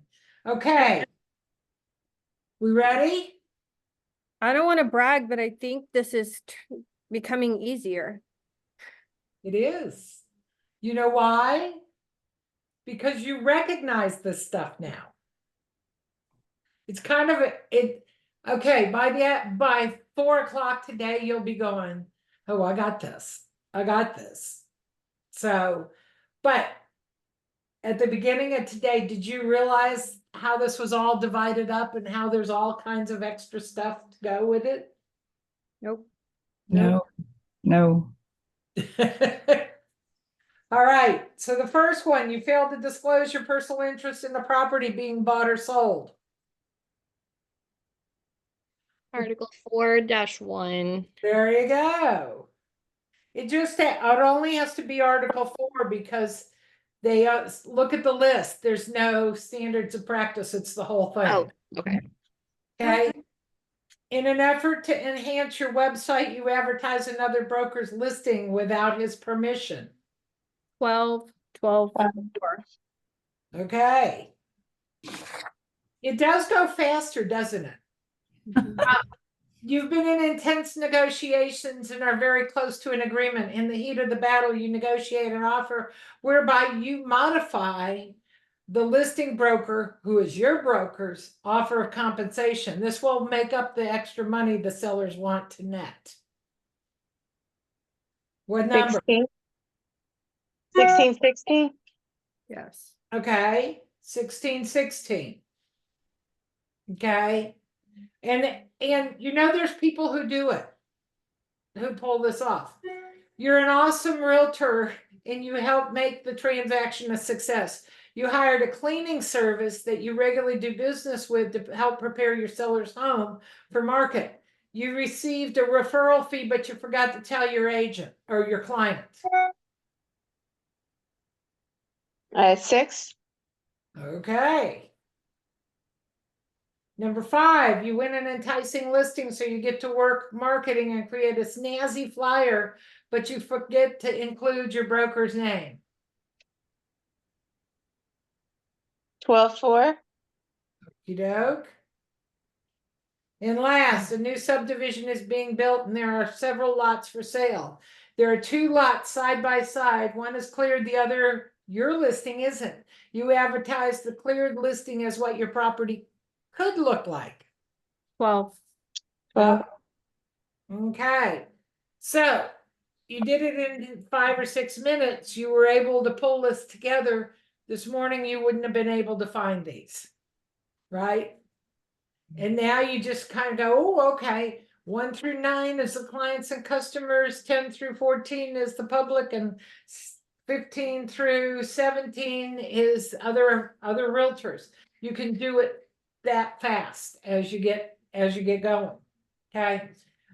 Mediation, if the ombudsman can't resolve it and it goes to a tribunal, we decide whether it needs to go to mediation. Texas Realtors actually has a class on mediation that you can take. It's an all-day class. You take it at one of the conferences. Because the length of time that mediation may take, you will get a small compensation for it. It's not very much, but at least it covers having to go somewhere and having to sit all day. Okay. We have our Texas Realtors contracts. Did you know that not every state has promulgated contracts? I believe it's New York State has 2 sets of contracts, one for New York City and one for the rest of the state. Pennsylvania doesn't have any promulgated contracts. They're all drawn up by Pennsylvania Realtors, and I think they only have about 30. We have 135, I believe is the number now. The reason we have those forms is to try to make it so that we can do the best job we possibly can. So we can do everything that's needed and make sure we're doing it correctly. Okay. You know, an ethics complaint can be filed within 180 days, not of when it happened, of when it was discovered. And I had this conversation with you guys over and over again. It's not like if you closed on January 15th, but you guys decided to go do some work on the house May 1st, and you opened up the wall and there's all kinds of problems in there. If from the day that we start counting, it's the day we opened the wall, not when we closed. Okay. So you have 180 days to go forward. While we're doing ombudsman, the clock stops ticking. Okay. So it starts in, we start working on this, and it gets assigned to an ombudsman. For the 5 days that I'm working on it, the clock is not going along with counting days. Okay. Going to the hearings, I will tell you, they're confidential. We talk about this, that we don't disclose if we get in trouble. Trek puts our stuff out there where you can see it. Texas Realtors, we don't disclose when we've gotten caught in one of these. Okay. Anybody who serves on a board will recognize where they have a hearing, they come to a conclusion, they come back to the board of directors and say, does the board of directors agree with this disciplinary action? And we have to vote on it. I'm going to tell you, I've never seen it turned down. Ashley, I know you were president, so you would have seen these. You ever see where the board just, it's like, no. All right, so we go through, we have all of this happen. Now, there's elements of due process, and this is what happens with professional standards, and we want you to make sure that you understand this, that if you get a complaint against you at this level, you get a copy of the complaint, okay? It's mailed out to you. You have adequate time. They give you time to look over it and to prepare a defense for this. You can have evidence, you can have witnesses, you can testify, you can do all of this. You have the right to cross-examine the complainant's witnesses and talk to them about their testimony. You have a right to an attorney. Okay. And some people get an attorney, some people do it on their own. I've seen it both ways. Okay. You have a right to an impartial hearing panel. That's kind of a big deal. And that's part of the reason that we went to the state running this instead of the local. You want to make sure that the people who are sitting on your hearing don't hate you. Okay. Or they don't like you too much, because we want to make sure that this is a fair hearing. Okay. And there's an appeal process, but it isn't appeals like you think. You don't get to retry the case. They look to see if there was something done incorrectly. Okay. So we're trying to get people up and going. There's all kinds of things that Texas Realtors can do. And what gets really funny is when you first start out on professional standards, I mean, they want to throw the book with it at them, off with their heads. We're not going to let them do this anymore. No, we try to help them. We can give a letter of warning that goes into your file. It stays there. They can look, it can be looked at if we get another complaint about you. They'll go back and look to see if there's already a letter of warning in there, letter of reprimand. We can ask you to take additional education. This is the one that cracks me up, because when we do the mock hearings, these people want them to have to take 30 hours of agency and 30 hours of contracts. No. On the first time it happens, you might have to take a couple contracts classes, or you might have to take a short class on agency. Okay. They can suspend us from the board, from our association. They can kick us out of Texas Realtors, or they can suspend our MLS. Write this down. They cannot revoke our license. Trek can take our license. Texas Realtors cannot. Okay? We are not allowed to revoke somebody's license. But I will tell you, I have run into people who have been kicked out of Texas Realtors. Okay? And it says that they can kick them out for 1 to 3 years. And so they might come back after that. I don't know. Sometimes they do, sometimes they don't. Okay. Then we have arbitration. What is arbitration? Monetary. I really wish that this was one of our test questions to make you guys remember this. Arbitration is monetary, commissions. Okay. What happens is it goes to a tribunal. They decide that there's possibly a case there. It goes to an arbitration. It sets up with 3 or 5 members, and we sit there and we listen to what's going on. Okay. And we go through and we look at the proof and we look at everything and we decide where that money should go. Rarely do they split it. Usually it all goes to one place or another. Now, the other thing is, and I talk about this, tell your broker if you think you've got a complaint coming at you. Okay, I've taught this and taught this and taught this, and somehow, sometimes I feel like you guys don't quite get that. We want to make sure, that our people understand that we're liable to our brokers. You tell your broker that you may have a problem coming. We can use it as a training tool. It's how we can make sure that we don't get in trouble more. Okay. I just want you guys to understand this. When I talk about this, it's really kind of interesting. I was told something that I use in this, most people don't ask. Anybody ever had a complaint filed against them?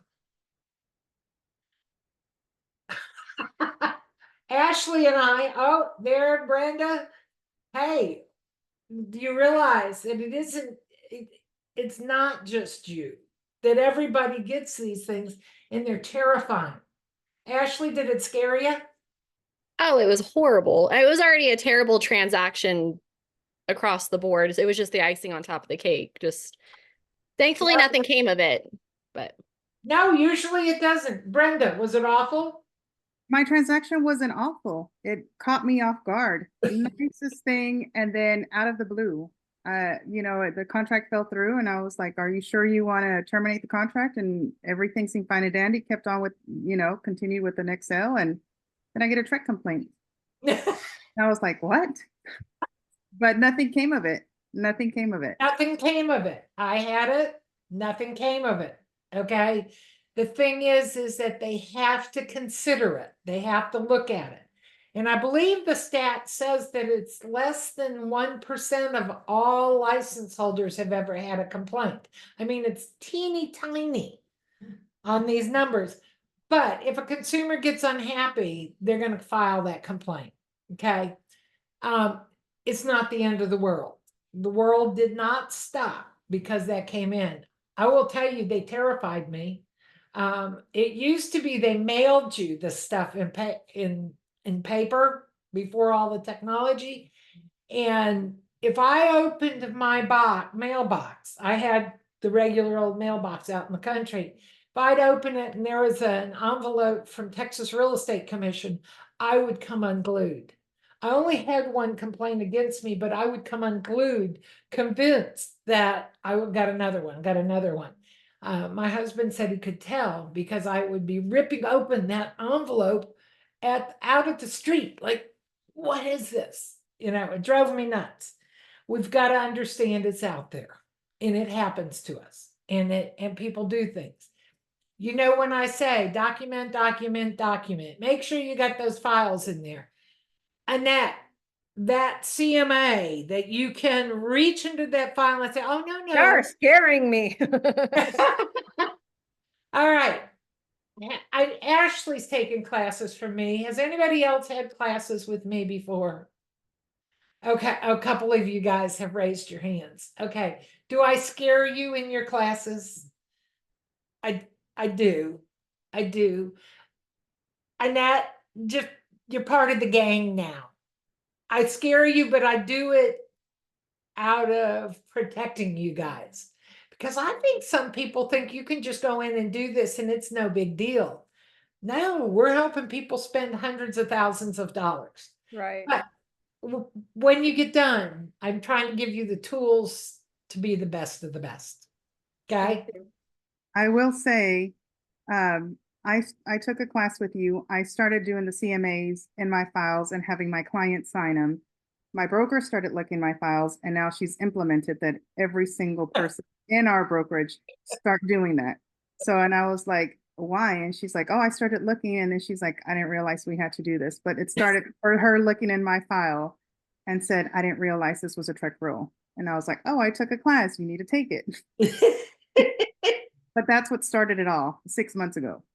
So I yeah. do it all Well, the time. if I can piggyback too, just, again, not trying to scare anybody, but those things have taught those of us who've had this a big lesson. Had I have not had the documentation I had I have not had some things in place that some people don't, it could have ended differently potentially. So that's why it's important to learn from these things or to learn from other agents who have been through that, because that helps you be a better agent in the future. All right, so here's some of the things that I say, and I didn't do it. Do I have my keyboard right here? Just if you guys haven't caught on, I sit in an easy chair. I don't have a desk in front of me. I have a footstool and I have stuff in my lap and I have my knitting beside me. I have all kinds of stupid stuff in my lap. But let me fix this so that you guys can find me.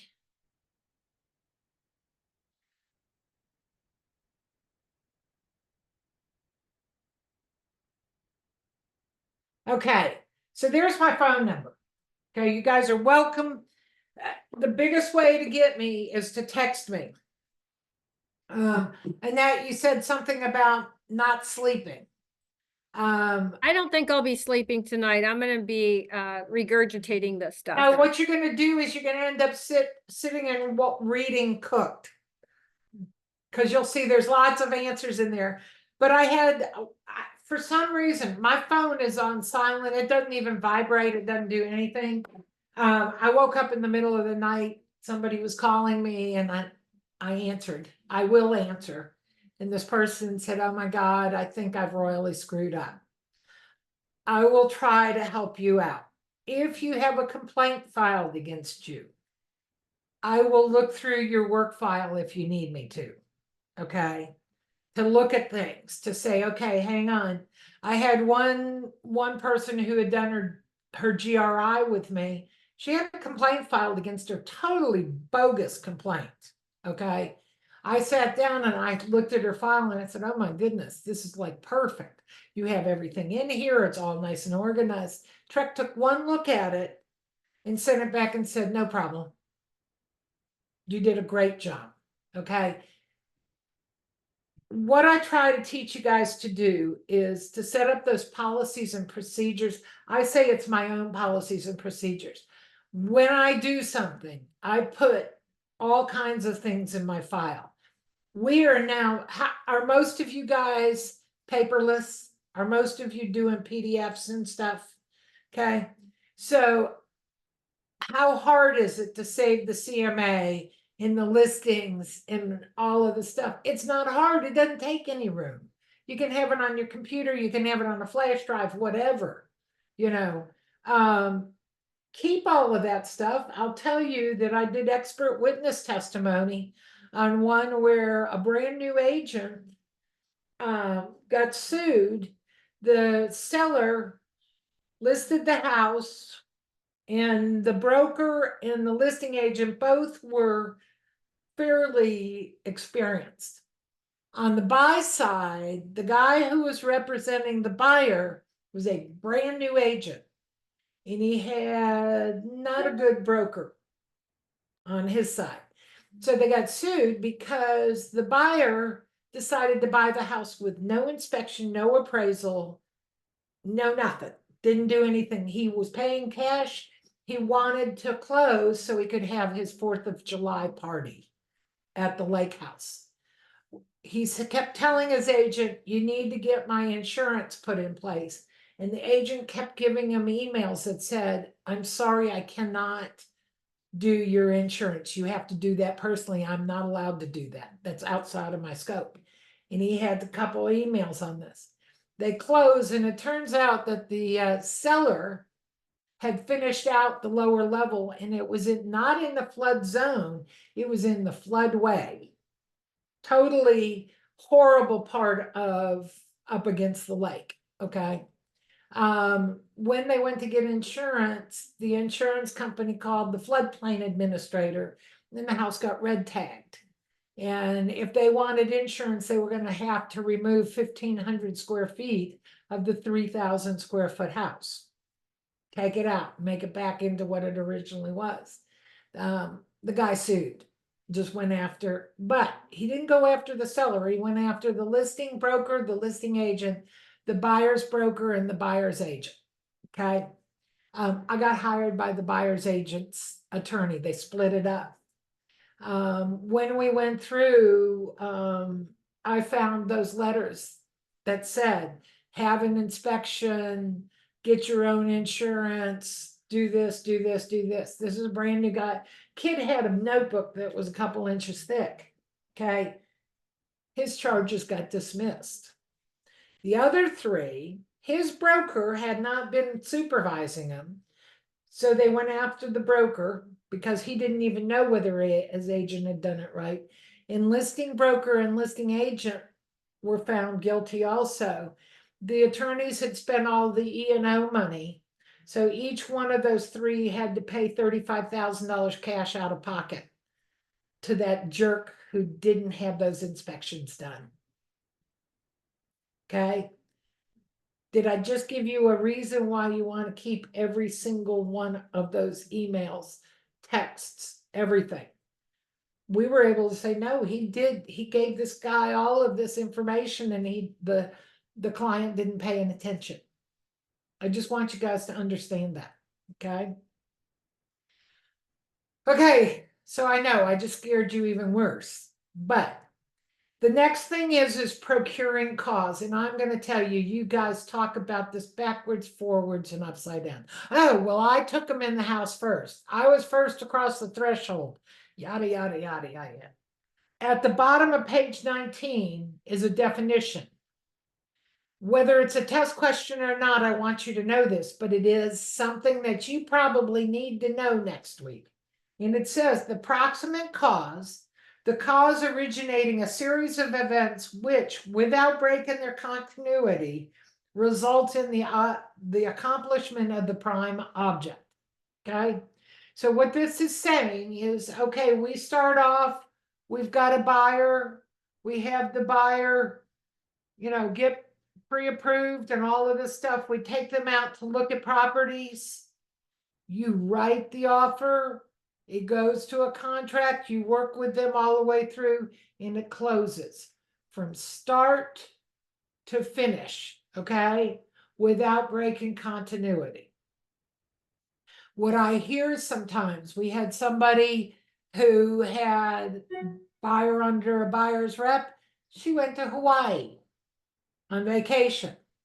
Buyer found a house they like, went to the open house and said to the agent, I want to make an offer on this. And the agent said, do you have an agent? And she says, yes. But she's in Hawaii. And they said, well, ask her broker. And couldn't get much response. So the listing agent called the buyer's broker and said, we've got somebody who wants to make an offer. It's your client. Will you write this up? Ignored her. Okay, go all the way through, and the listing agent wrote it up, did everything, broker helped. They were meticulous about it. They go all the way through and they close. Guess who showed up at closing? That buyer's agent that wasn't around. It went to arbitration, and it's my understanding that the hearing panel said, look, This agent gave you every chance to be procuring calls on this, and you didn't do your due diligence. They gave the full commission to the listing agent and the listing broker, okay? So when we talk about procuring calls, I want you guys to remember, we got to make sure we go from start to finish, all the way from one to the other. I use this in my examples day in and day out with you guys and say, think about it. Did I go from the start to the finish? We had a couple that had been going out with an agent, a buyer's rep, and the buyer's agent was map challenged. She got lost. As she said, as a friend of mine says, every time she leaves her house, she could end up in El Paso. Okay, so we know there are people out there.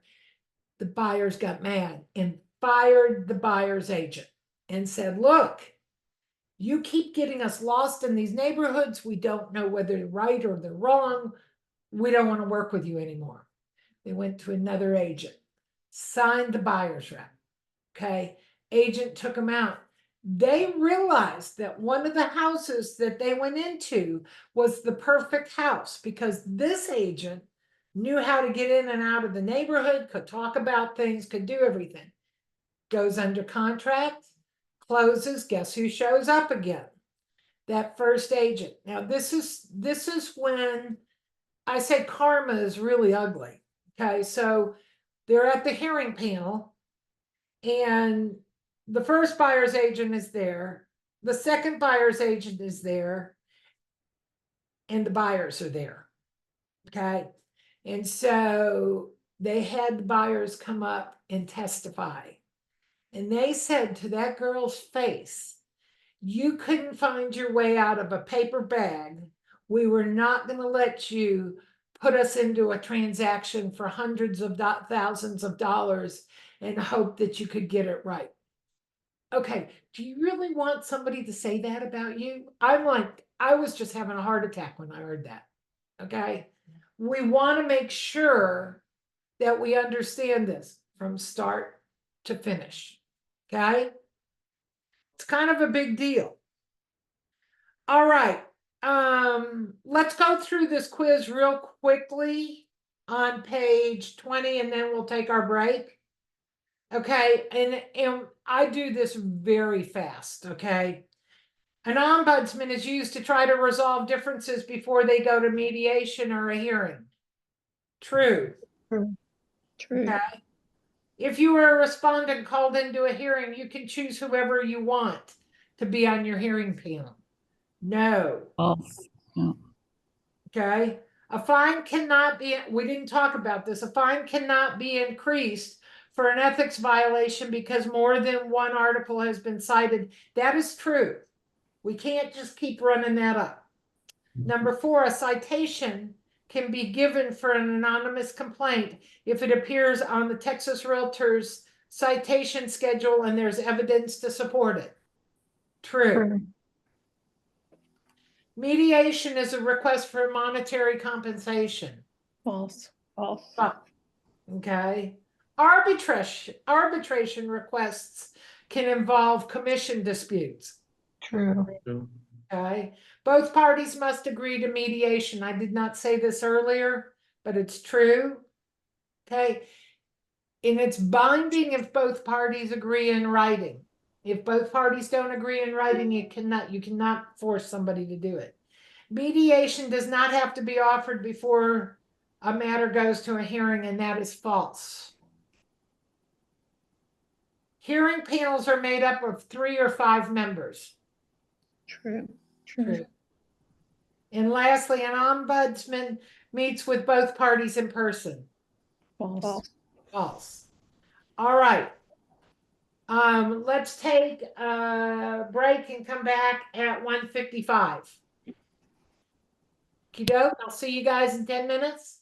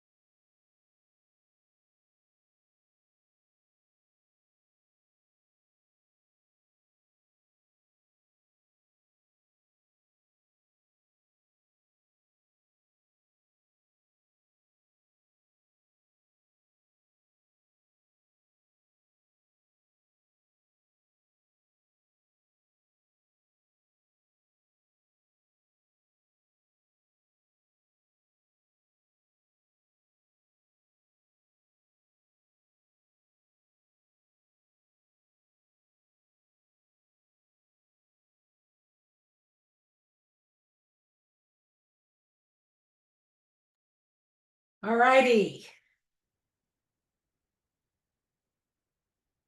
Okay, bottom of page 20.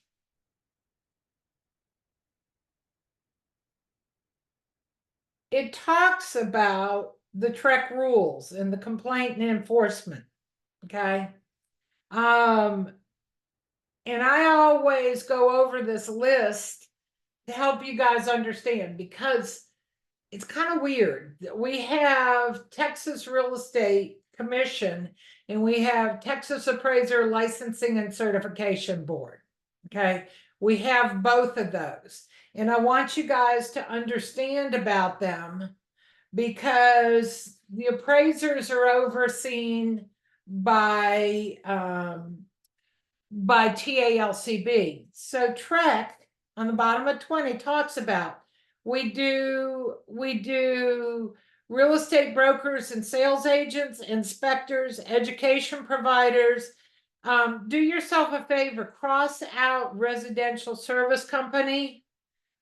We moved that over to the Texas Department of Licensing and Regulation. We have timeshare plans, and we have unlicensed activity. Okay, these are all things that TREC goes over.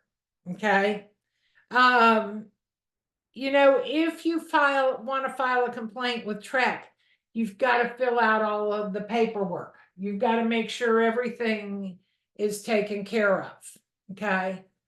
Hang on just a second. I gotta send it you.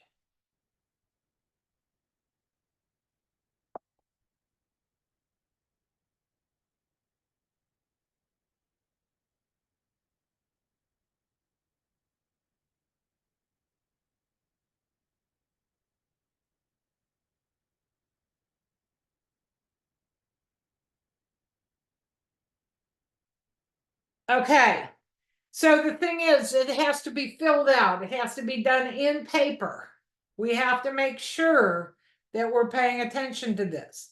If you don't answer, you can lose your license. They ask us to pay attention to all of this. Okay. Now let's go over to page 21 and talk about the Texas Deceptive Trade Practices Act. Okay. You are looking at somebody who got sued under this. Okay. I want to make sure that you guys understand how this all goes. Okay. Texas Deceptive Trade Practices Act. It came out in 1973. I got sued in 1999. I'm going to tell you, I'm going to make you guys get familiar with this, because I think this is one of the places where they can come get us in this commission thing that's coming up. Okay. So I talk about it. So the Texas Deceptive Trade Practices Act says that it protects consumers against false and misleading practices, unconscionable actions, and breaches of warranty. Okay. Or maybe all of the above. And I'm going to tell you the exact same question is on our test twice. So don't freak out when you get the same question. And it's worded the same, it's everything. Okay. So false and misleading practices, unconscious actions, and breaches of warranty. Okay, this is that disclosure. We've got to make sure that we are staying up to date on this. Okay, so here's the next piece of it, and then we'll start talking about this. We have another thing that starts asking us. We have goods and services that have characteristics that they don't. We're told they do. Okay, goods and services of a particular standard when they're not. An agreement that confers rights when it doesn't. Telling people we have the right to make decisions for them. We don't. Okay. A guarantee or warranty when it isn't really there. And then lastly, worker services that have been performed when they're not, when people say they have. So let me give you an example. Your seller decides they don't want to pay commission. Okay. They don't want to pay the buyer's agent's commission. We've got to pay attention on this. Okay. So you as the listing agent said, okay, I'm going to do this. I'm going to work really hard at this. And I'm going to make sure that this is done right and we've got everything taken care of. So you as a listing agent represent the seller and the buyer is unrepresented. I want you guys to hear me when I say that. Buyers are unrepresented. Okay.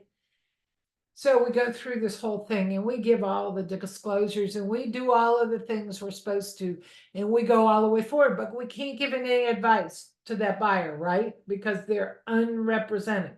It's not intermediary, unrepresented. We go to closing, we close and everything's done. Okay. And we get done and we think we made it through, and you get served with a lawsuit under DTPA. And the buyer says, well, I think that they told us that it wouldn't have this problem, but it does. Or they told me that it was brand new carpeting and brand new plumbing fixtures, and we found out it's not. Okay, how are you guys going to defend yourselves? I know, Annette, I just threw you under the bus, drove over you 12 times. Okay, what I want you to do is start thinking about this conversation, because when we go to do this, we want to tell the sellers, you know, we can do everything in our power to protect everybody. But if they're unrepresented on the other side, there's nobody giving them advice. It would be cheaper for us to pay a buyer's commission to that buyer's agent than for us to try to do this and save you money and then have to go to a lawsuit. Okay? Everybody got what I said with this? Okay. So years ago, I was the appraiser. I wasn't the agent. Okay. I got served with a DTPA lawsuit. They sued me as the home inspector. That is not on my list of things. Okay. I'm a broker. I'm an appraiser. I called my E&O and they said, oh, well, we don't cover you as a home inspector. I said, I'm not a home inspector. Well, we don't cover you. Okay, so I had to do this on my own. They sued Fannie Mae, USAA. They sued Century 21, Coldwell Banker, and Candy Cook. Okay. And I had to go into this. And this man said that he had bought the house and nobody warned him it had black mold. And it did have black mold. Not that we knew that, but so he started suing all of us, and he sued us. The house was $85,000 and he sued us for $2.5 million. Pain and agony. Okay. So we went in, and first off, they tried to get me out and said she was the appraiser, not the home inspector. Judge wouldn't let me out.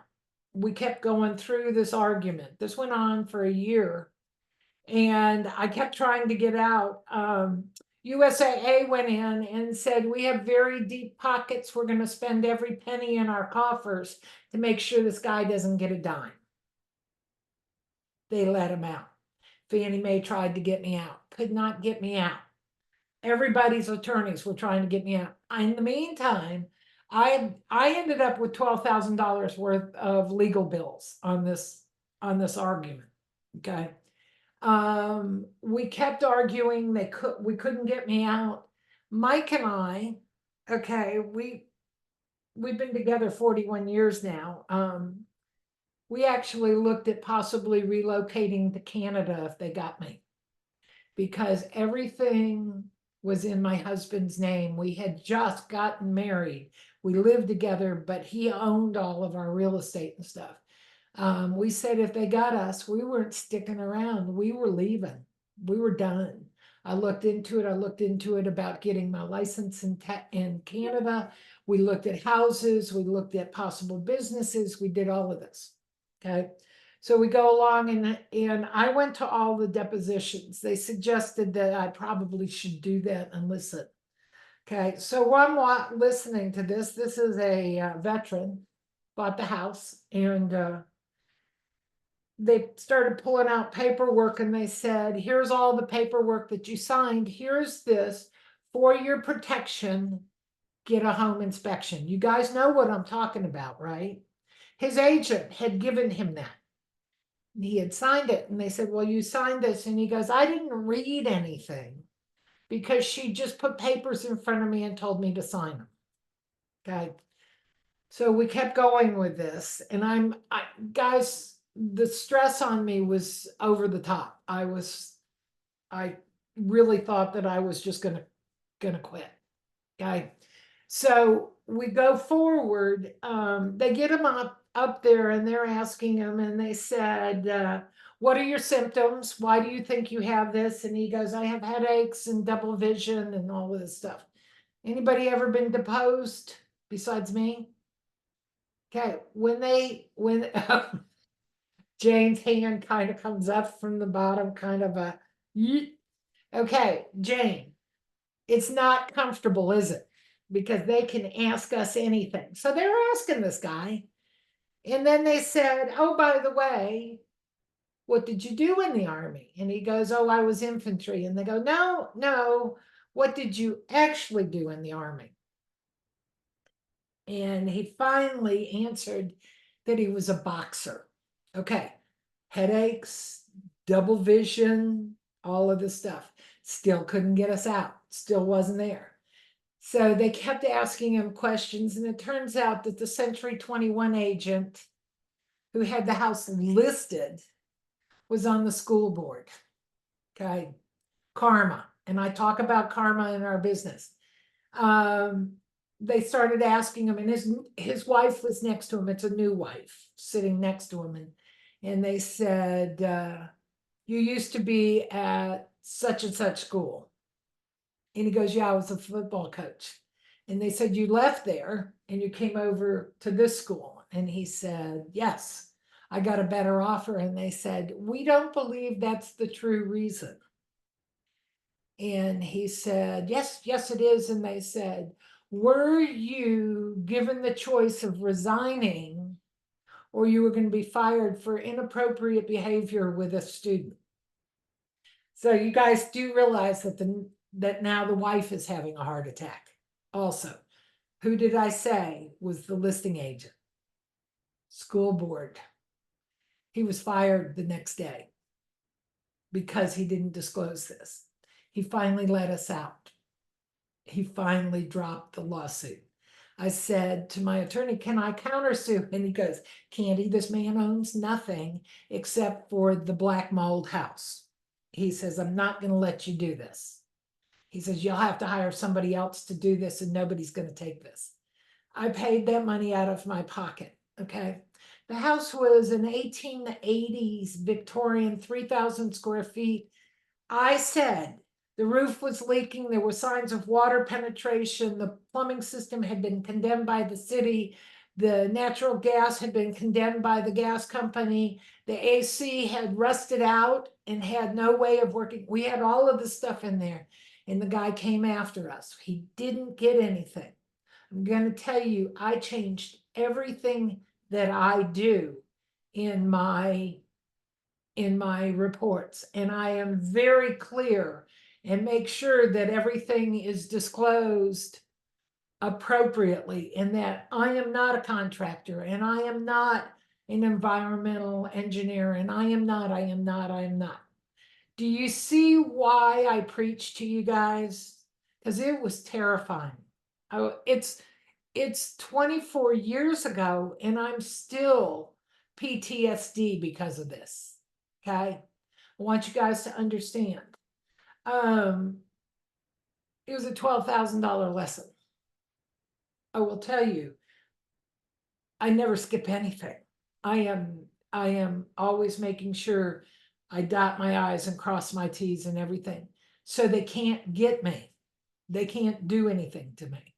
Okay. I know I probably just terrified you guys.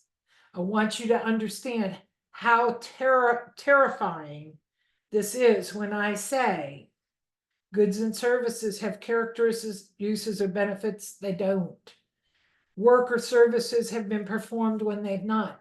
How easily, as a listing agent, could you fall into this? How easy could this happen to you? Especially if it's your listing agent and it's an unrepresented buyer. How are you going to protect yourselves? Anybody got a thought? Receipts. Absolutely. You're going to have receipts. You're going to have stuff that says that you sent them something. You're going to have things that tell you all kinds of extra information. Okay. But yes, ma'am, Brenda. Sometimes you just have to walk away. I've had to walk away when clients lie and they want me to lie, and I just have to walk away. It's not worth it. You can't do it. You can't go with it. I gotta tell you, people somehow think that this is easy. They think we're rich. They think, okay, we wear nice clothes, we wear nice shoes, we drive nice cars. You know what? We dress professionally. They think we're rich.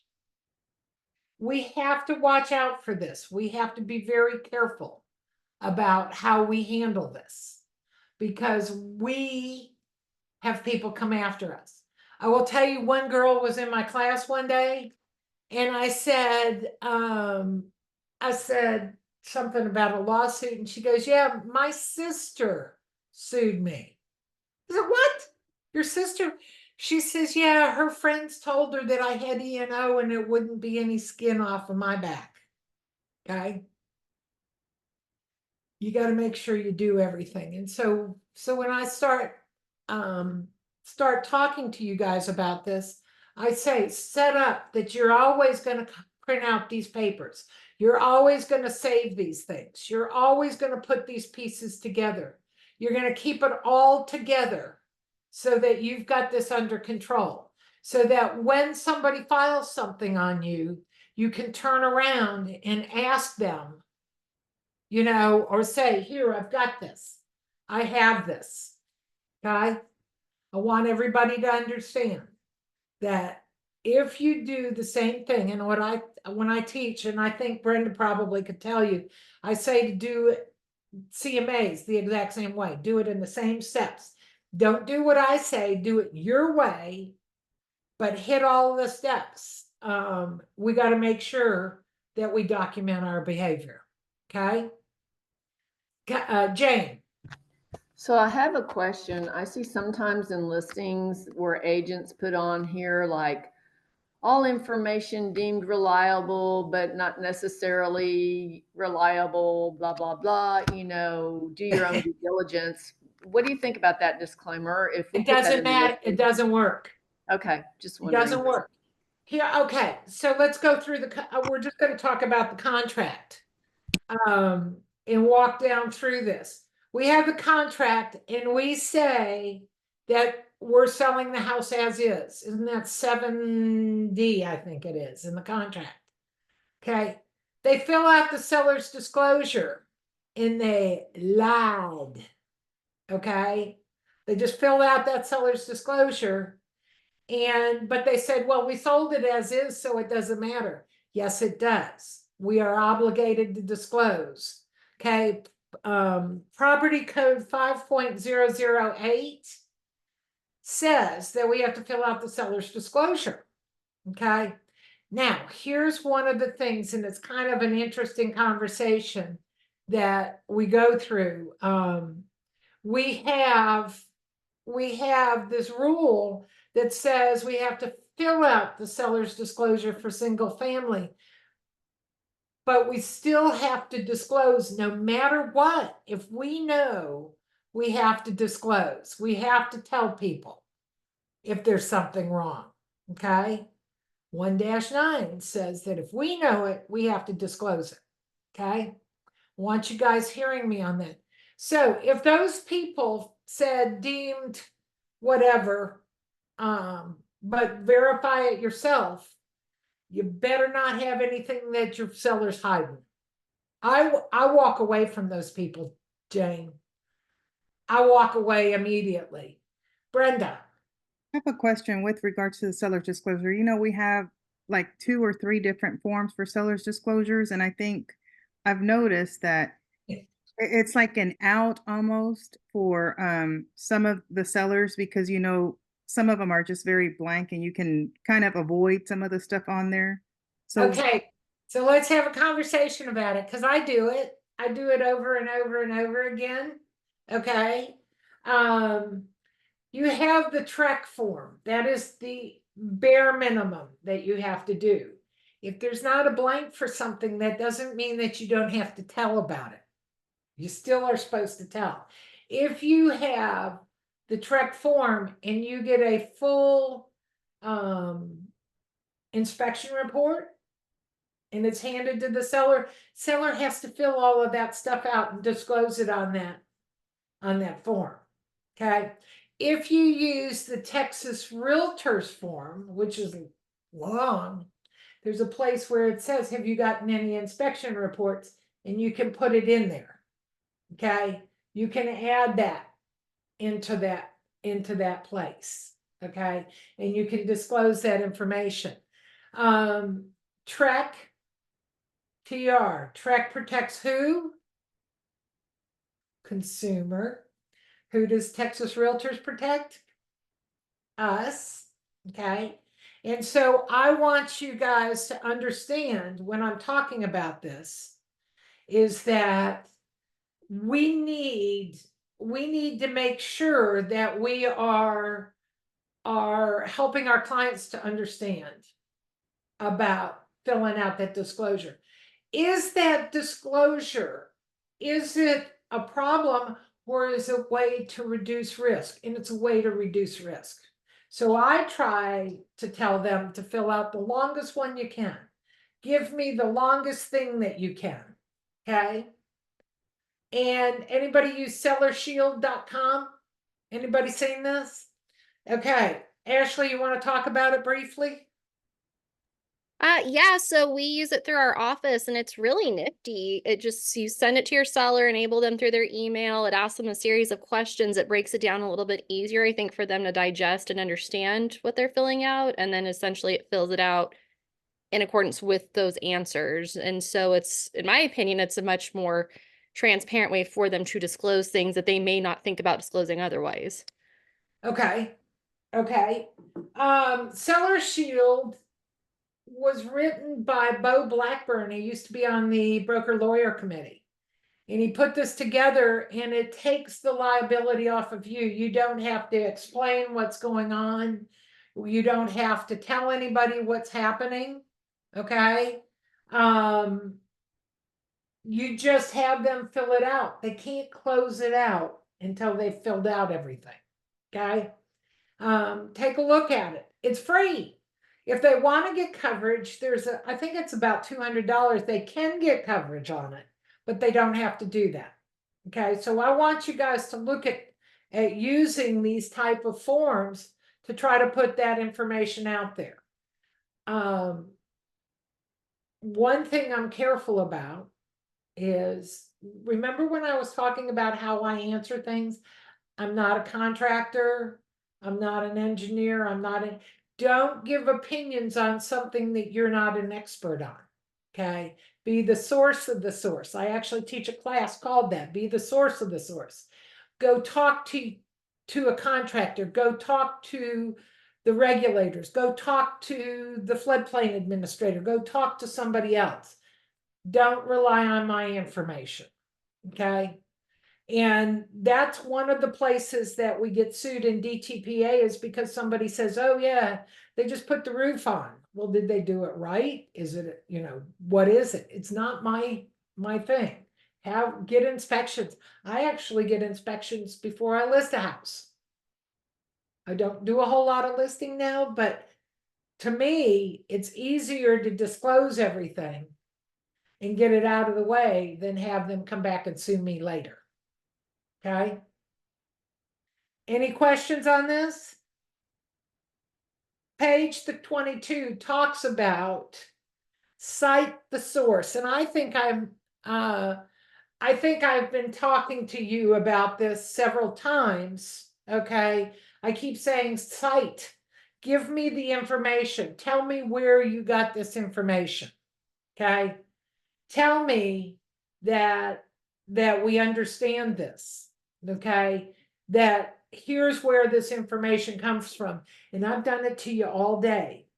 What did I say when we talked about CMAs? 535.16C, 535.17, 535.2. I started giving the rules. I didn't say you have to do CMAs. I said Trick says you have to do CMAs. Okay. And I know, Annette, I promise you, I won't scare you as badly tomorrow. Okay.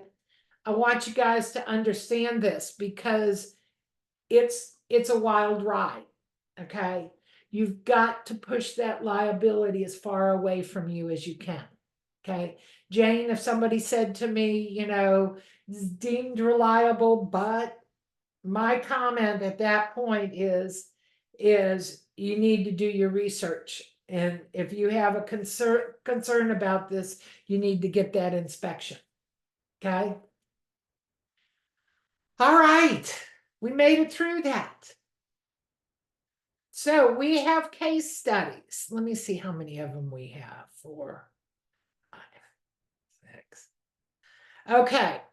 I'm going to put you in your breakout rooms again. Okay. And if you're in room 1, you're going to do the case study on 1, 3, and 5. Okay. They're on 20, I think it's 22, 23 and forward. If you're in room 2, you're doing 2, 4, 6. Okay. Talk amongst yourself. And make sure that you've got answers. Estella, thank you for clarifying that. I appreciate it. All right, I'm going to throw everybody out into breakout rooms. We're going to do the same ones, okay? Off you go.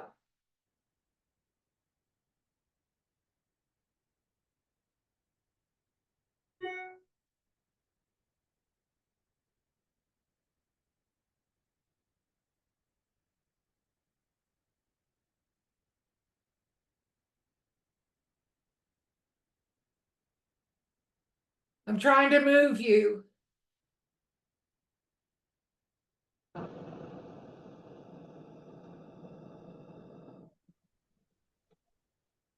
There you go. Thank you. You're welcome.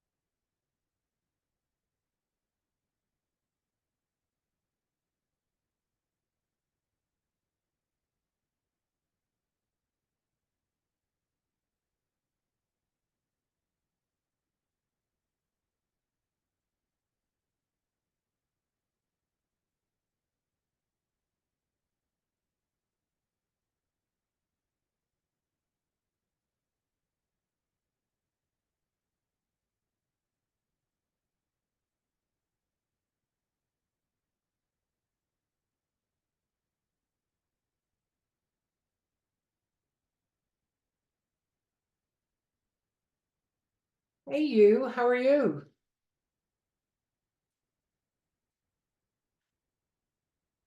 I'm teaching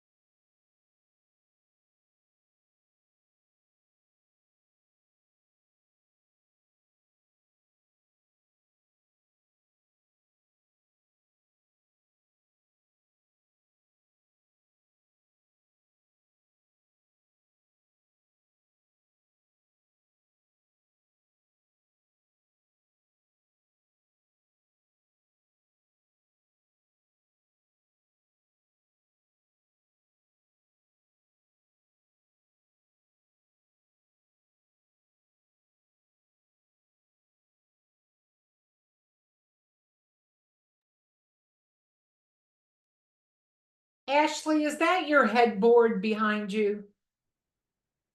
Yes, it sure is. I'm hiding from my 6-year-old and my husband because they don't know how to be quiet. I just had somebody come to my doorbell and do that. So Mhm. I resemble that remark. Yep. I'm usually hiding in my closet for phone calls, but I thought this was a prettier backdrop than all my clothes. So I'm like tucked into this one room and it's like, don't bother me. All right, you guys, it's break time. Let's come back because I only have 12 pages left to do. So we're in good shape. What I'd like to do is go take a break until 2:55. And we'll come back, we'll go over the 6 things, and then we'll go through the rest of the stuff and we'll see when I finish this up. Okie doke? Sounds good.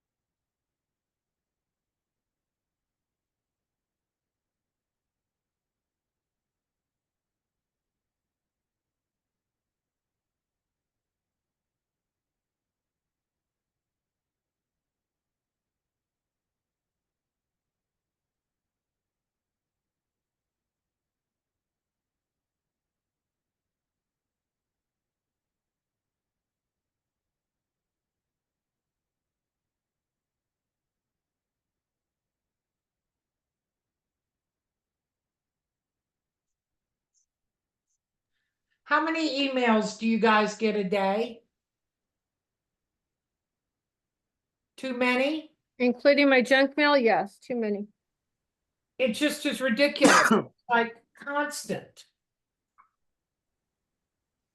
Every time we go on break, I go to erase and it's like, what is all of this stuff? All right, I have one thing for you guys just to tell you, not that you need to do it because you've already spent all day with me. People looking for hours on Tuesday nights, every other week. I do what's called happy hour. It's a 2-hour class. It's $25. It's CE. This time we're talking about what are the big issues right now. Which one of them do you want me to talk about? I'll drop the link in, but if you sign up so that you follow me on Eventbrite, it shows up every so often when I'm offering one of these. I just do them every couple weeks. The other thing about them is they're very laid back compared to this. It's very informal. It's usually more talking and brainstorming than somebody teaching. So I'll drop that in. And in case you wanted to look at it and you decide you don't want that one, but you want to watch the other ones, follow me on Eventbrite and it'll give it to you. Okay. All right. Group 1 had 1, 3, and 5. Can you? Okay. So remember that group 2 didn't read these. Okay. So we got to tell them what it says. And then we got to talk about what we think happened. Is there somebody from group 1 who can talk about this? And it was Jane, Harley, Ashley, David, and I don't know who our other person was because somebody's dropped off and come back. Anybody? Me. We nominate Ashley to be our spokesperson. Have you been hanging out with my board members? Okay. So this one was about a gentleman. You just want to just us to do like a synopsis of Yeah, it? you can just Okay. do a synopsis of it. Okay. So a gentleman had some clients that he was helping to purchase a home, showed them some homes. They were hesitant because the husband was pretty confident he was going to get relocated in the near future. So he was apprehensive about purchasing, but decided, let's just kind of look into it. Then the agent then composes this letter that says, hey, I can basically guarantee if you have to move here in the next very short amount of time, that we can get you all your money back. So don't worry about it. It's gonna be perfectly fine. Trust me. Trust me. And so naturally they list the home when the man inevitably gets relocated and it's sitting. They're recommending price reductions. And then of course he's not happy because he's not making the money back that he was promised. So that's where then it was sent to the grievance committee too. So and I wasn't sure how you wanted us to answer this, so we kind of just came up with some notes. Our recommendation for this, because we do feel that he violated the Deceptive Trades Protection Act and obviously some code of ethics, articles, multiple code of ethics articles. So we recommend a fine to pay damages to that person and then mandatory COE training. Okay, so the thing is we don't have to come up with a fine. Oh, okay. But you did what I was going to tell you that they came up with is that it wasn't the actual complaint where it happened. He got a civil suit against him and he had to make up that money for that person that he promised them they'd make it. and he wasn't supposed to promise it, they made him pay. Good. Yeah, that was really dumb. Yes. Okay. Article 18, is this another Article 18? Can't fix stupid? And they walk. Yeah, I'm pretty sure that one was working on 19 at that point. We just keep getting worse and worse with this, don't we? All right, so that was a good one. 2, let's do the group 2. Tell us what went on with income versus expenses. Who can help me out? I guess I can do it. Okay, Carlos. So, this case was, there was a listing of a motel, and they were preparing the prospectus, and they took a lot of liberties in regards to what they wanted to leave out to make it, I guess, more. That's a very nice way of saying that. Right. Right. So they left out some advertising, and they left out the maid service. So once the new owner took over, he realized that well, you know, it wasn't as nice as they presented it. So he sued them, I believe. Yeah, it wasn't making the income that that he expected. And then he also, about 6 months later, found some paperwork stating that that they did their own services for cleaning. So they didn't pay someone to do those services for maid services. And then $10,000 worth of marketing, they didn't account for that either. And the marketing helped them to be more established and bring in additional income. Okay, are we going to go Article 18 again? You can't fix stupid. Because who wants to buy a motel and then have to put your family to work cleaning it? Seriously? Right. Seriously. Okay, Article 1, again, because he didn't, and one of the things, he put that statement in, and I think it was it Jane who asked me about the statement of deemed reliable? That doesn't work. That doesn't happen. Okay. Well, we also thought it was kind of Article 2 because it was kind of misrepresented. Yeah. So you're just saying Article 1? And Article 2. Okay. Probably 12 other things in there. Probably all of them. So just so you guys know, these are true stories. They just changed the names. These all really happened. Okay. So what ended up happening on this particular?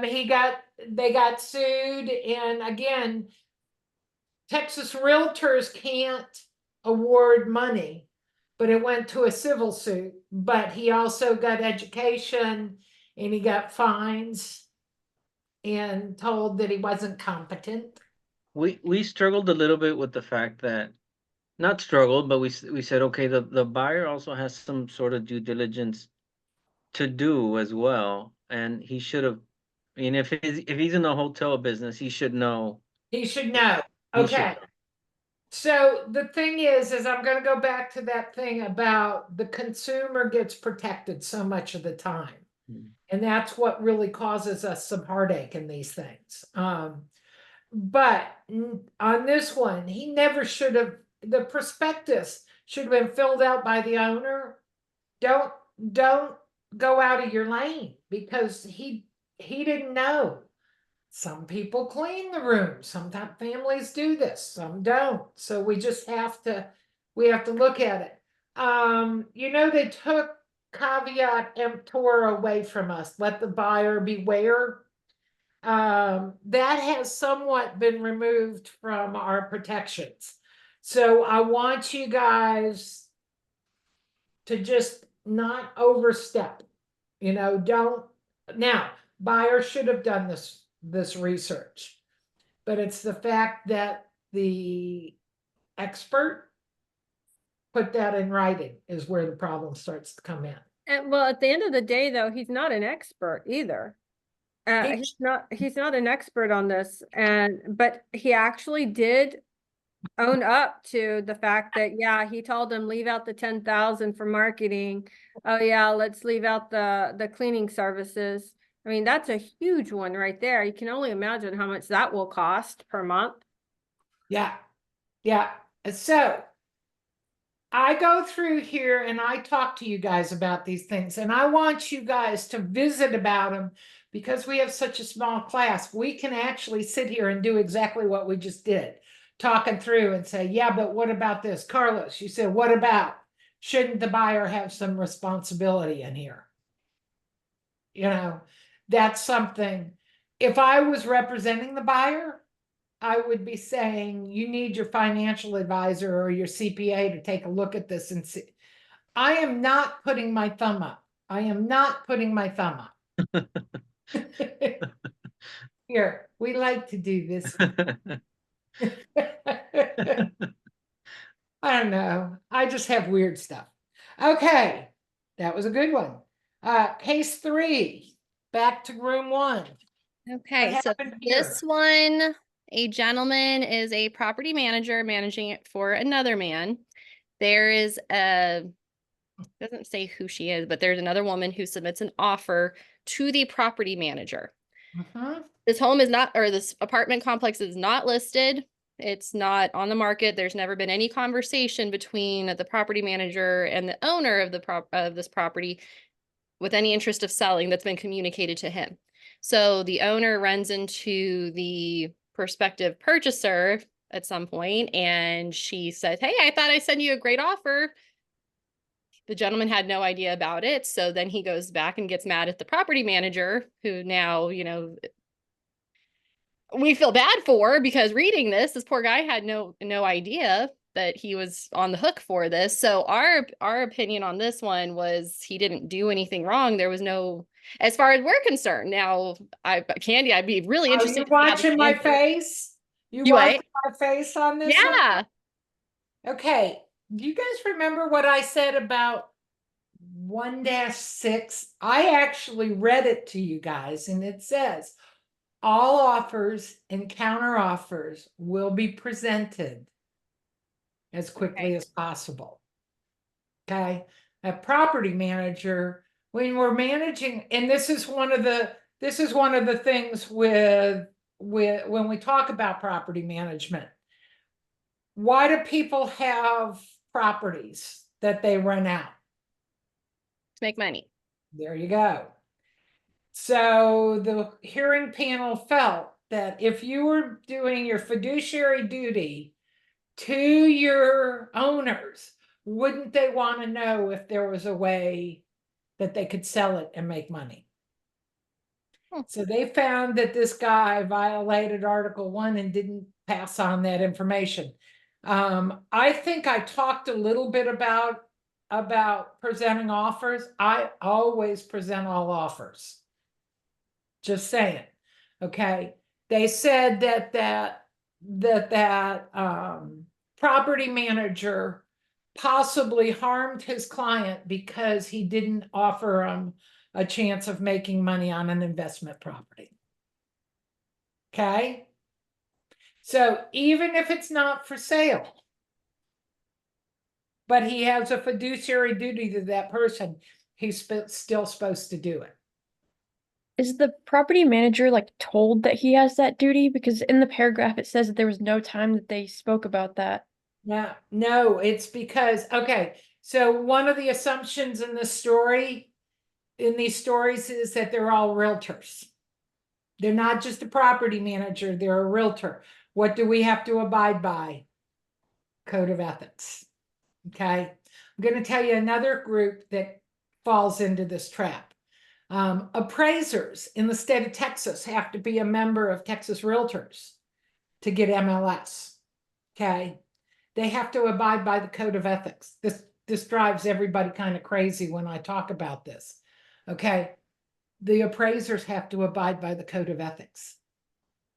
They don't think they have to. That's why they go in without appointments and they do all kinds of. Nope.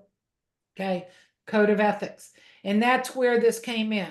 If you're a property manager and somebody makes an offer, we probably ought to be paying attention to it. Okay. If there's something going on, I actually went to the attorneys and went to Lori Levy, our general counsel for Texas Realtors. And I said, look, I got a problem. I said, what happens if somebody comes up to me and says, I want to make an offer on your property. I'll offer $400,000 for that. Most of us say, no, no, no, it's got to be in writing. Isn't that what you in your brain? You start thinking that right off the bat, you want it in writing. The attorney said that we probably really should convey that information. We don't have anything to send over, but we can say somebody's interested. Okay. And I'm going to give you the example. And this is, it's only because I've got 40 years in doing this that I have all of these crazy examples.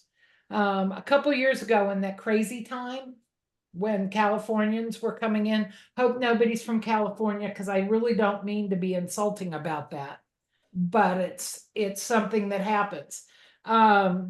We had somebody who kept calling me and said, Ms. Candy, we want to buy your duplex. And I'd say, it's not for sale. My stepdaughter lived in it. We'd owned it for 20 years, yada, yada. Ms. Candy, we want to buy your duplex. Ms. Candy, we want to buy your duplex. One day he changed his tone. Miss Candy, how much do we have to offer to get you to sell us your duplex? Okay, out of my mouth came 500,000. It was higher than any other sale ever in that neighborhood. We had the smallest duplex. It was a 2-1 on each side. It was old. It was okay. Guess what? 3 weeks later, we closed for that amount of cash. Okay. 3 weeks later, Miss Candy, you have another property. Okay, so I bet you might even be able to guess what number I threw at him. Threw it at him again.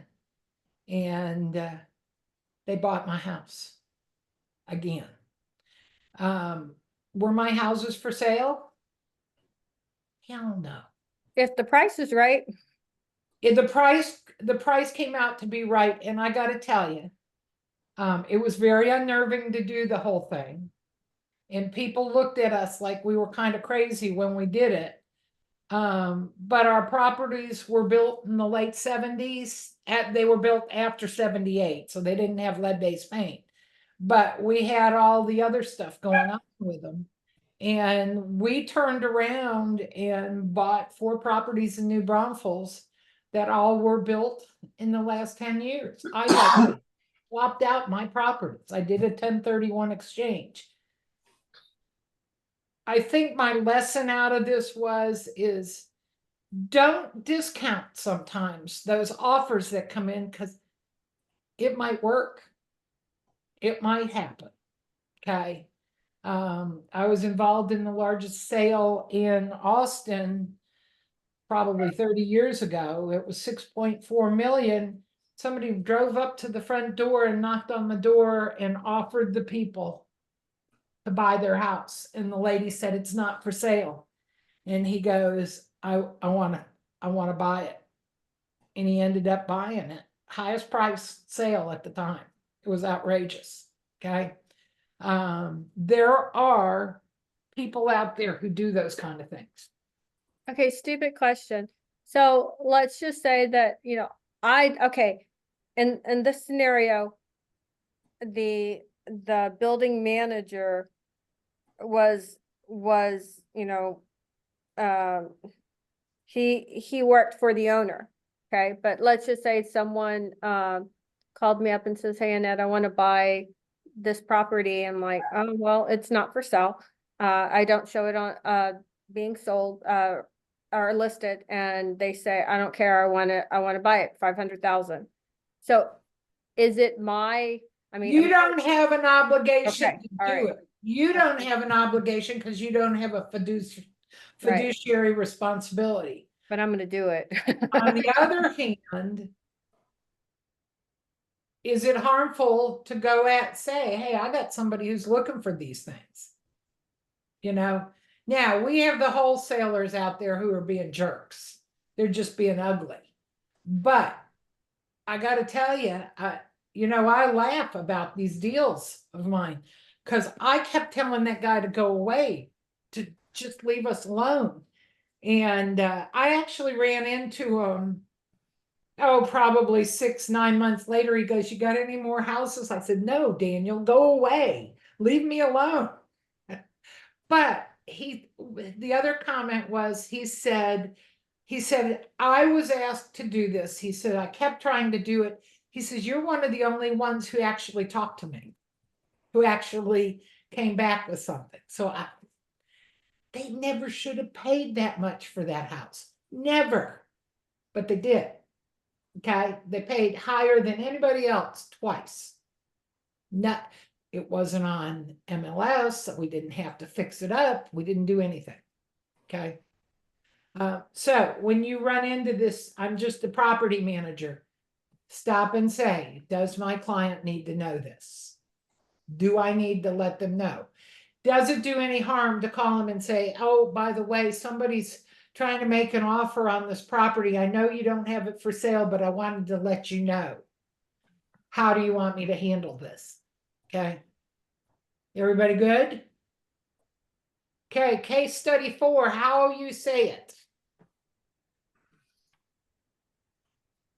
Who's my even number that's going to talk to me?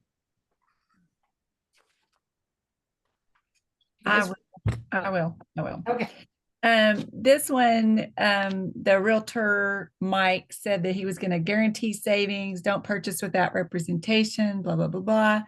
So he got the buyers to sign an exclusive buyer representation contract. They found a house. He told them they'd have to pay full price to get it because that's what the seller said. So they did. And then afterwards, they wrote a letter saying they loved the realtor, but they thought his claim of guaranteed saving was an exaggeration because they didn't get any savings when they bought a house. So they felt that the practice 1-4 had been violated. Okay.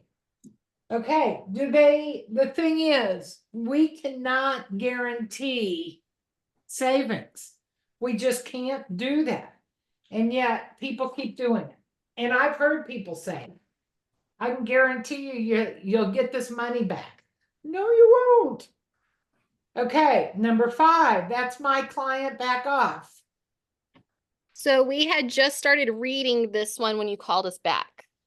Okay, you want to read it out to everybody and we'll make a decision? Yeah. I know it's long. It is long. You want me to actually want? I can read it. I don't mind. Yeah, go ahead. Okay. We got time. Paul listed his home with Kathy under an exclusive right to sell listing agreement for a period of 90 days. During the first 75 days, Kathy attempted various marketing strategies, but none were successful. Paul expressed disappointment and told Kathy that he might seek another agency when the listing expired. That same day, Paul expressed to a friend his dissatisfaction with Kathy's lack of results and mentioned he might employ another agent. The friend, in turn, related this information to his friend Hank, who was a realtor, and suggested that Hank contact Paul. Aware the property is currently listed with Kathy, Hank called Kathy, explained the information passed on to him, and inquired about the nature and status of Paul's listing with Kathy. Specifically, Hank asked Kathy when the listing would expire and whether the listing was an exclusive right to sell or open listing. Kathy responded with that the listing was hers and refused to discuss the matter further. If you have a listing agreement, but Hank then contacted Paul and explained that their mutual friend had informed him that Paul might be seeking another agent to sell his property. Hank told Paul that he did not wish to interfere in any way with Hank's present agency agreement with Kathy, but that if Paul intended to seek another agent with his present listing agreement with Kathy terminated, he would like to discuss the possibility of listing Paul's property. Paul invited Hank to his home that evening, and there they discussed the terms and conditions under which Hank would list the property upon termination of Kathy's listing. Hank and Paul did not enter into any written agreement at that time. However, Paul requested that Hank meet with him the day following expiration of Kathy's listing, and Paul said that at that time he would execute a new listing agreement with Hank. The property did not sell before Kathy's listing expired, and on the day following the expiration of Kathy's listing, Paul listed the property with Hank. Upon learning of Hank's listing, Kathy filed a complaint with the board alleging that Hank violated Article 16 of the Code of Ethics. At the ethics hearing, Kathy presented her complaint that Hank had contacted Paul, her client, during the unexpired term of Paul's listing agreement with her, and had therefore violated Article 16 of the Code of Ethics. Respecting agency relationships does not prohibit all contact. Hank defended his action by pointing out that he was informed that Paul was seeking another broker. He sought to respect the agency of Kathy by calling her to inquire about the type and expiration date of the listing. He had told Kathy he would respect her agency agreement, but that he needed to know this information to determine when and under what circumstances Paul would be free to list the property with another broker. Upset, Kathy refused to discuss the listing status, stating that it was none of his business. Hank cited standard of practice 16-4 in defense of his direct contact with Paul. Okay. How many of you know about 16-4? I've got my code of ethics pulled up. This was written in 1994. It has never been updated in 30 years. Okay. So you think this probably they found that this kind of works? So what it says is realtors shall not solicit a listing which is currently listed exclusively with another broker.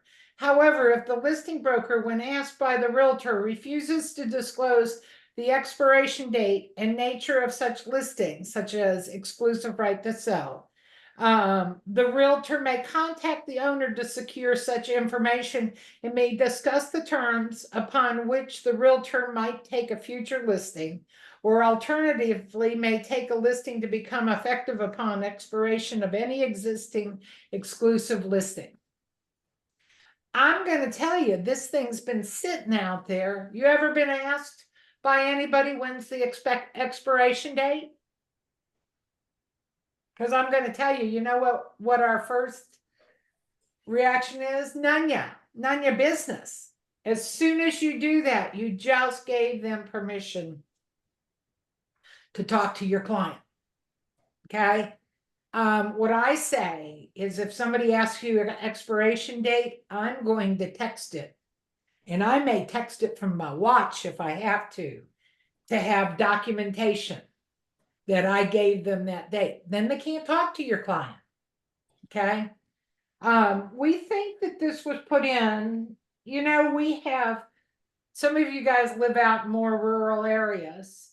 We have the people who are in, like, I was out in the Highland Lakes area, and I'd drive by and there'd be a sign out there that probably had been there for about 10 years. It was all twisted and the grass is up to the top and everything. And you think, hey, maybe, I have somebody who might be interested in that. Maybe I could list that. This is how we help out those people who have those listings that are all screwed up and stuff. If we ask and we're not told the expiration date, we can now approach that person. Okay. If we have an agent who's actually doing their job and answers, then we stay away from them. Okay. And he was found to be innocent on this. He had done everything he was supposed to do. But could you see her being ugly going, I've been doing this for 30 years. I've never been asked this before. Okay.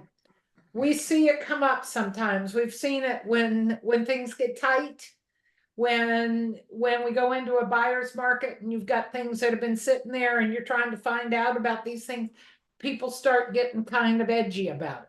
So you may get asked, hey, when does your listing at 123 Main Street, when's it expire?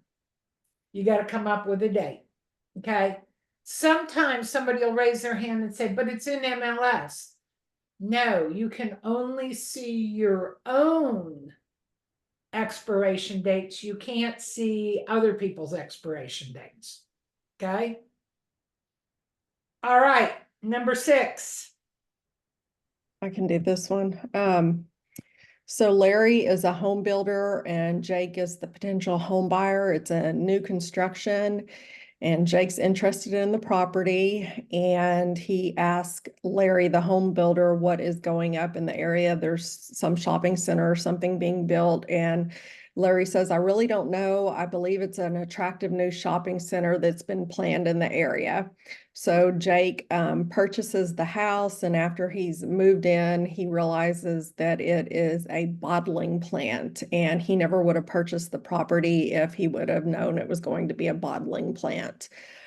So he files complaint against Larry, and at the hearing, Larry says, you know, he really didn't know when he gave the answer. He just said what he thought it was.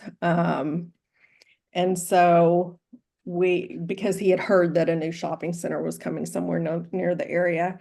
So we thought that he did violate, you know, if he would have said something like, I really don't know, and referenced him maybe to the city website to get more information, he would have been good.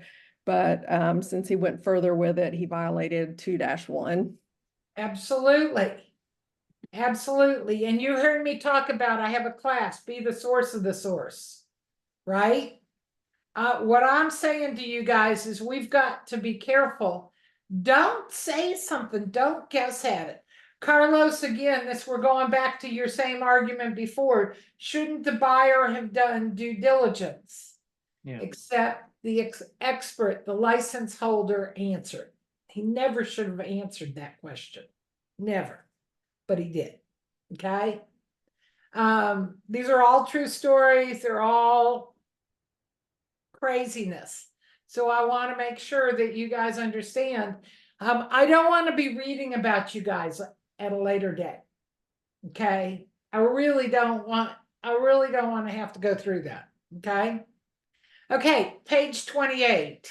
Now let's see. Did I say we're not taking our last break unless you need a break.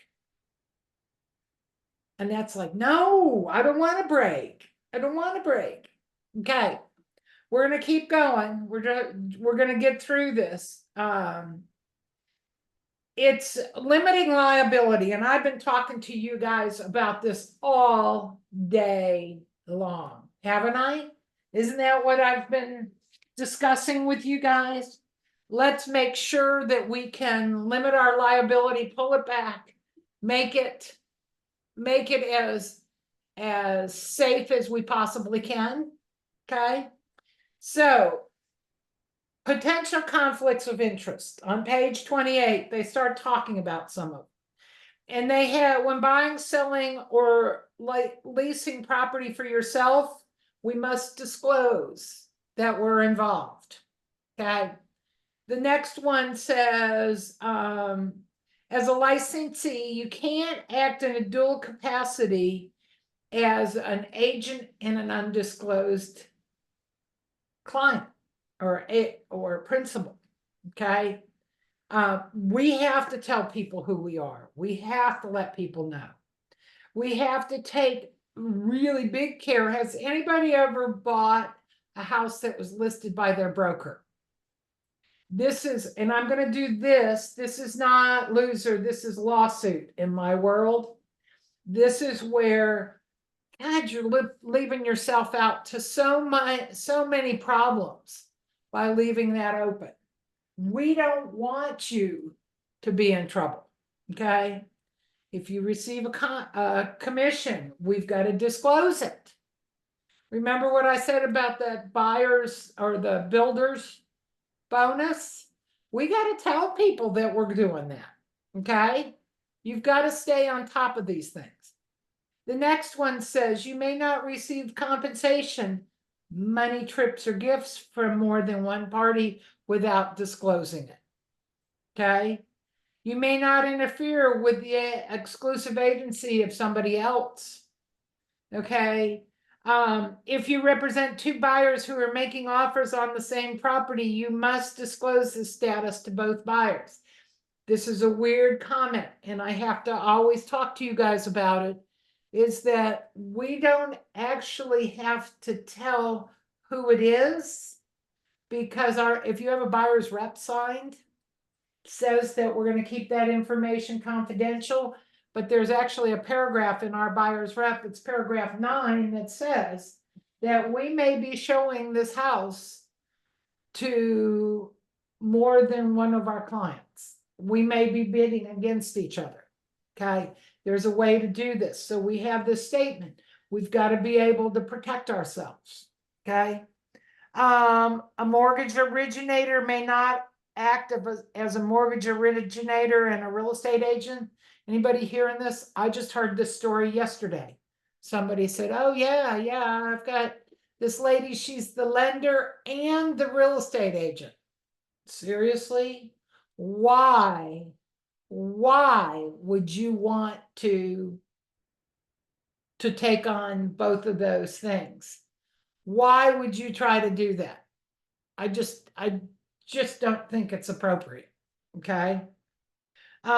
It says, furthermore, you must disclose any relationship with any affiliate or vendor that is also part of the transaction.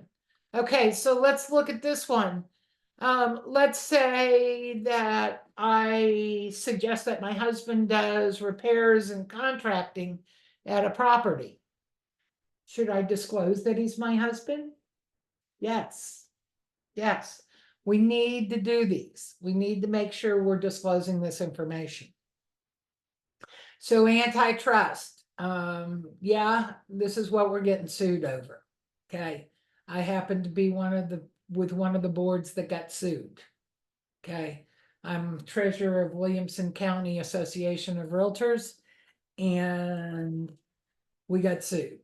We got sued over antitrust. I'm hoping that we get back out of it.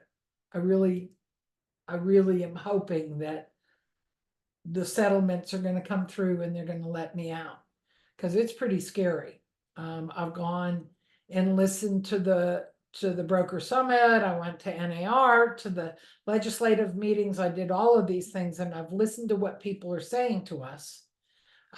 We have to make sure that we don't do anything that's against the law. Okay. So they name 4 suits or 4 acts here, and these are all antitrust laws. And it's something to remember. Know that these are associated with antitrust. Understand that this is out there, that we have to pay attention to it. We have the Sherman Act, the Clayton Act, the Robinson-Patman Act, and we have the Federal Trade Commission Act. All of these oversee our business. Okay. And they talk on page 29 about that. Article 12 says that we have to be honest in our advertising. Article 15 says we can't badmouth people. And Article 16 says we're not going to interfere with somebody else's business. So here are the violations that we see. Price fixing. That's the one we got sued over. Standard, average. Oh, everybody charges, no, we always have to pay. And when we start talking about commission, this was antitrust. Okay. And they got us big. Okay. Boycotting a competitor.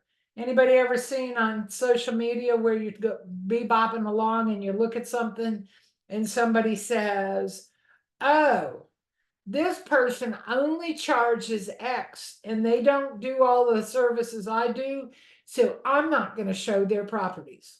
Anybody ever seen this? Because I've seen it, where somebody says, I'm not going to do this. That is antitrust again. And then when I lived out in the Highland Lakes, we had a woman out there who would, if she saw you out with people in your car, she'd pull up next to you and she'd roll her window down and she'd say, don't you know this is my area? No, it's not. We all can show out here. She tried to allocate. She said, well, I'm not going to go into your area in Kingsland and you're not going to come out here by me. Okay. Antitrust. Be careful that you don't do any of these. Okay. Watch out for it. We want to make sure there's enough business out there for all of us, don't you think? There are people who are lazy and who can't work this business. Those of us who are in it for real, we know that we can do this. We can make a good livelihood for our families. We can do this. Now, I'm gonna yell at you guys because sometimes you guys need to understand you gotta take some time for you and your family and your spouse and all of this. Who here works 7 days a week? I figured that, Ashley. I kind of had that in the back of my mind. Jane, you put your hand up also. I'm going to tell you that I got read the riot act by my doctor, okay, after the lawsuit. And he said, Candy, you got to take time for you. It's unhealthy for you to work this much, okay? I quite often tell the newer agents, I'll say, you know what, you can work 7 days a week for about 5 years is what they say. And then after that, you'll fall apart. So work real hard, get yourself situated, and then take time for you. Okay. My mom is a realtor 10 years before I got my license. So when I started, I joined on her team. So I think I definitely learned from firsthand that realtors do not take time for their families. No, we don't. All three of my kids worked for me for a bit. None of them are in real estate anymore. They said, no, we don't want this. And I swear family vacations is when you get the busiest ever. Oh, did you finally realize if you've been slow, just go ahead and schedule a vacation to go somewhere and you'll get so busy you can't function. So we'll tell you that. Also, if you make some money and you finally are getting a little bit ahead, I'm going to tell you either your phone's going to break, your car's going to break down, you're going to get flat tires. I don't know whether it's God, karma, whatever it is, that I swear they watch our bank accounts. And just when you feel like you're getting things back under control, it zaps you. Oh, look, she has an extra $2,000. Let's make her get a new transmission today. We have it happen to us. Okay. Over on page 31, they really should have a bigger title on this. They don't. So when I'm talking to you about it, I want you guys to listen and don't try to figure out why it's written the way it is. It's kind of just floating here. It says scope of service, and I want you guys to be careful about doing too much, trying to take care of too much, trying to, I had somebody who said that she went over before a house that she had listed was shown. She would vacuum the pool and she'd sweep up stuff in the house and she'd put away the dirty dishes and she'd do all of this stuff. And I looked at her and I said, you're going into accidental property management. I said, if you worked for me, I wouldn't let you do that. And she goes, oh, no, this is my service. And I said, I understand that, but that's risky because what happens if you break the vacuum or you break something or you don't do something or you don't turn off something?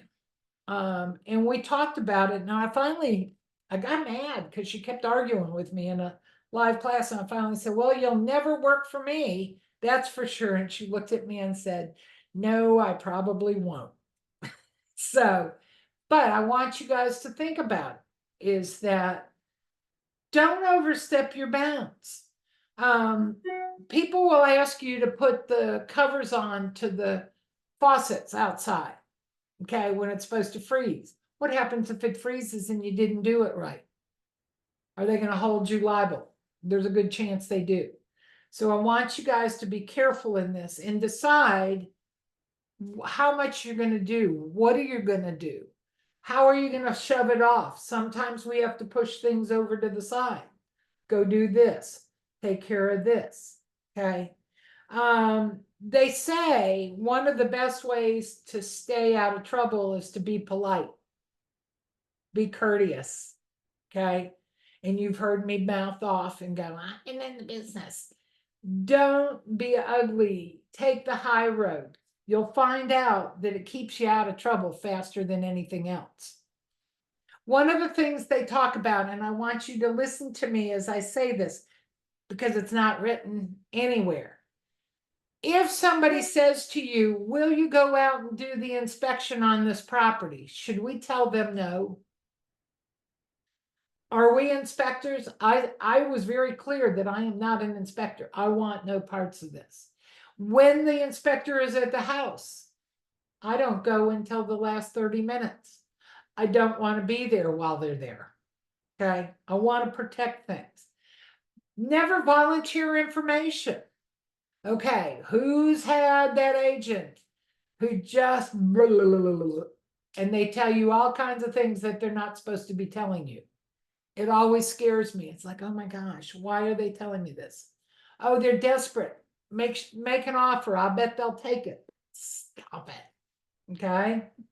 So they go down through here and they talk about having our cell phones. Make sure your cell phone is charged. Okay. I had a friend who got into a really bad situation and his phone died. Okay.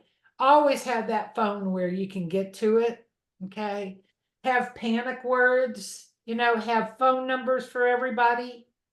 Talk to them about wired funds. These are all places that we can get in trouble. Okay. Advertising. Take some advertising classes. Make sure you understand what we have to do. Okay.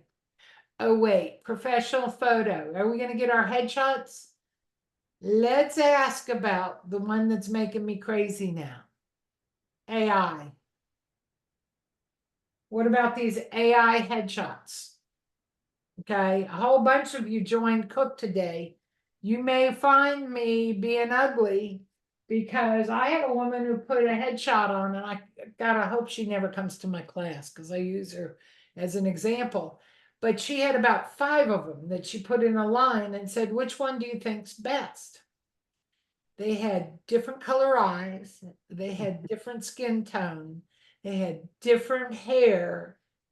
Some of them were skinnier. Okay. All of these things. And I said, I'm sorry, you can't do this. This is false advertising. And she goes, no, it's all me. And I said, because you've got different color eyes, different skin tone, different everything. I want a true picture out there. Article 12 says that. So make sure your photos are good. Okay. Handguns. I will admit to it. And everybody laughs at me when I say it. Not laughs, but they kind of look at me. I got held up at gunpoint going to NAR a few years ago. Gun in our faces, my husband and I. I found out I'm that person who freezes completely. I would tell you that I thought that they had us at gunpoint for 10 or 15 minutes. Mike said it's maybe 90 seconds, maybe 2 minutes at the most. I couldn't understand him, couldn't deal with it, didn't know what was going on. I don't carry. I decided I can't take the chance that I'm going to screw up and they'll get the gun away from me. Okay. Some of you may be trained. Maybe you have your concealed carry. You guys do whatever. Make sure that you stay safe. Okay. Don't have that gun sitting somewhere that some kid can get a hand on it. Okay. As we go down, they also have use of the media. Make sure that you know social media rules. Don't get in trouble, because I'll tell you what, in our professional standards, I've seen them where somebody takes a screenshot and turns it in, gets people in trouble. Had somebody who had had a little bit of wine one night, and she was posting on Facebook, and she posted something bad about somebody else, and she realized what she did and she deleted it. Before she got it deleted, somebody took a screenshot, turned it in, filed a complaint on her, and she had to pay a fine and take education. They got it. It was maybe 15 seconds. Okay. All it takes is a screenshot. Okay. So all of these things, these are things that we want to remind you to go forward with. We want to remind you to be careful, to stay up to date on things. Okay. Now, if you go over and we look at page 34, we're going through on business ethics, and we have worked on this all day. Okay. We have personal ethics. That's what we believe. We have business ethics. That's code of ethics. And we have the law. That's the Trek rules. Okay. Those are all the ethics. We want to be sure that we are doing things appropriately. And they have a thing in here, and it says a real estate broker owner bought a front entrance mat at a real estate convention. The person working the booth stated, "Do you want to take it with you so we don't have to ship it?" Broker took the mat. 4 weeks later, by mistake, the mat company sent another one to his office. What should the broker do? Anybody? Send it back. Send it back.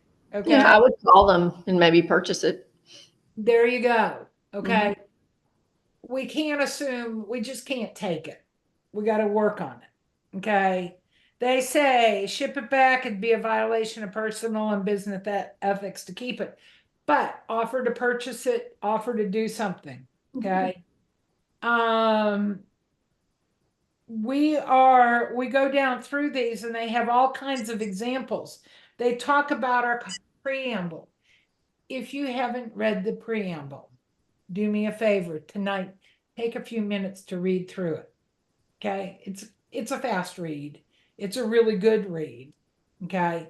I want to make sure that we have all of the information and understand what we're promising. And I want you guys to remember this. Do you realize that we raise our right hand and say we promise to abide by the code of ethics?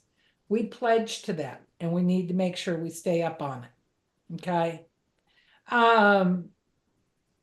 It goes reviews back through. It also has a thing on management. And I'm not going to talk about the management today because tomorrow we're going to have, and I'm on page 38. Tomorrow we're going to have a whole conversation, and we are going to talk about our independent contractor agreement. And wait till we have that conversation. Annette, don't have a heart attack. We'll have it coming down through. But you need to understand your broker has to do all of these different things. And we have them being the commander, the peacemaker, the collaborator, and the controller. You have to understand that they are liable for all of this. Okay. Last thing is fair housing. It's coming up and it's coming up and it's coming up, and we're discussing it. NAR decided that we needed better training on fair housing. They've come forward and said that we need to take 2 hours of fair housing every 3 years. It's that triennial thing again. Okay. And so if you haven't taken Legal 1 and Legal 2 yet, the one that just came out, Legal 1 has 2 hours of fair housing, so you don't have to worry about this anymore.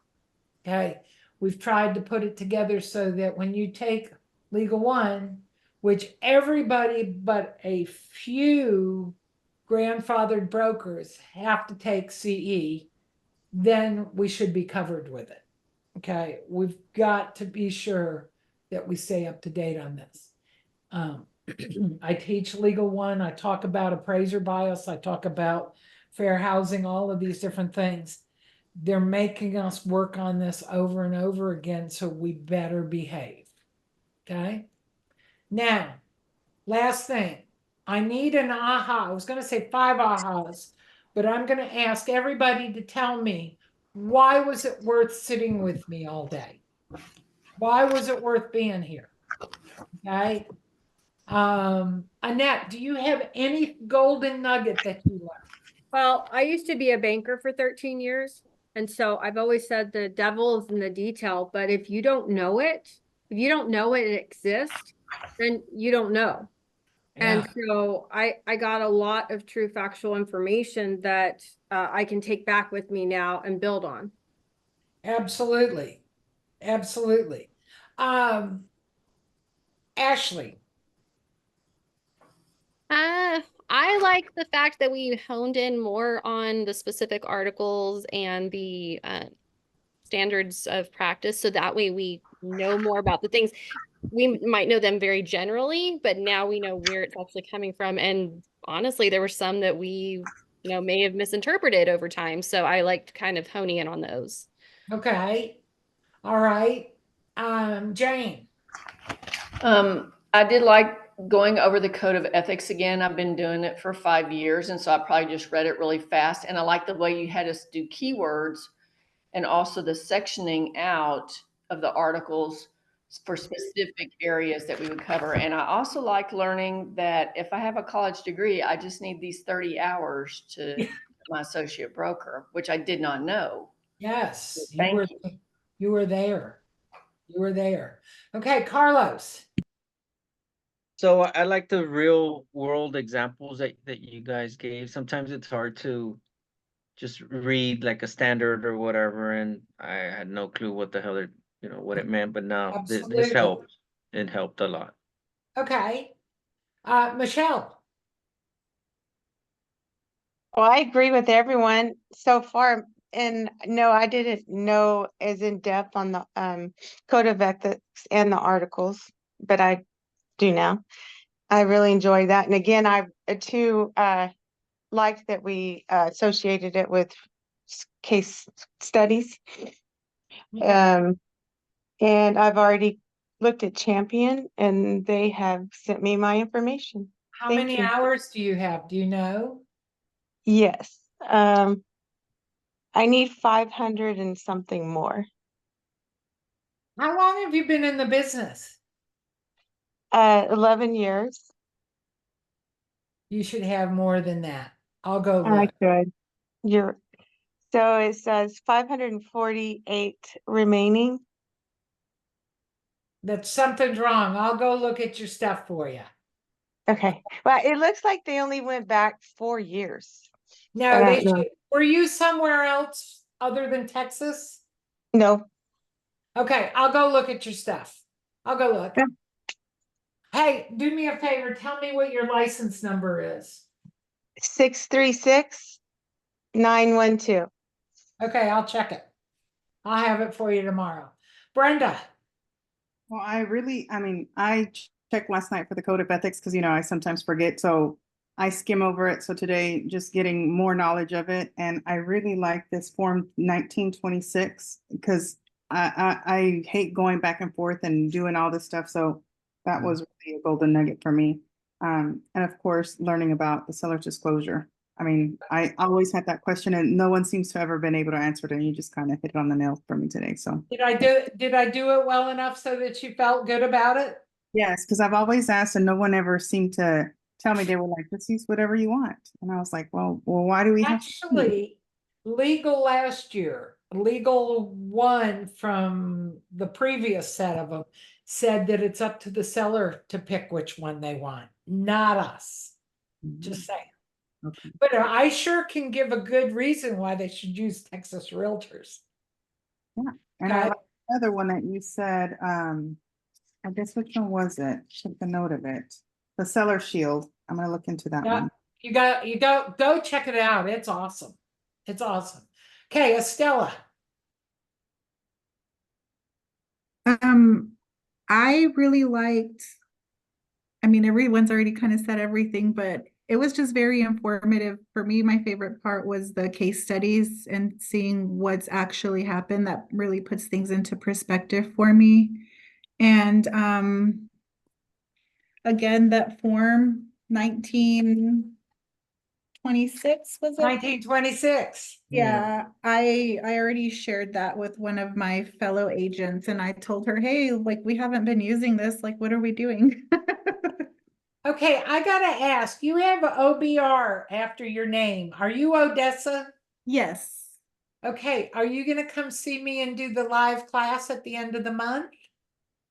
I think so. I might have a scheduling conflict, but I'm trying to work it out. And if you can't, stop by and say hi so I can see you live. Okay. I went to one of the rookie realtor classes you did here too. Oh yeah. Yeah, Mm. but I am gonna be there in Okay. Odessa. So, Okay. okay, Harley. I mean, I enjoyed going over the articles in the Code of Ethics, but I like going through the standards of practice because it kind of really just lays it out line by line each article.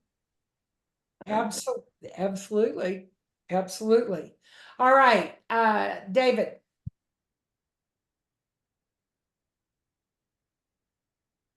Oh, you're muted. I liked going through the articles and just like getting a refresher on the code of ethics. It just gives you the rules. It gives you some ways to fight back. Okay, Kim.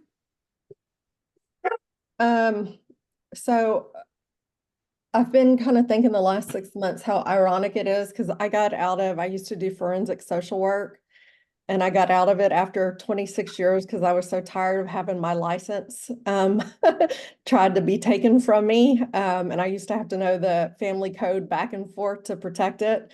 And so I thought, oh, I'll get into real estate, not having any idea that I was, potentially getting into a field where I was going to have to defend my license all the time too. So I really enjoyed really the standard of practice because it goes into so much detail. The way they have it set up, it works real well. Mhm. It just I've taught it enough that I can throw it out there to you. I think you'll be okay. It's not quite as bad as where you were before. So, Yeah. all right, Marshall, last one. Yeah, leave me to be the last one. Because I mean, everybody said everything, but I will say that I'm glad they're starting to use commercial business type examples and case studies because that's what I do. I do commercial. Yes. So Yes. it's nice to see some of those examples now. Finally, they started putting that in there too. So, Mhm. all right, guys, I came in here, I had no idea how many people were going to be in the class. I think that this has worked out really well. I really like the way we put all of these things together, the way we've made this work. Okay. We're going to come back tomorrow morning. We'll do the next one is policies and procedures. And I think you'll have fun with it. I love teaching this section because this is the stuff that tells you how to do your business, how to be successful, how to stay out of trouble.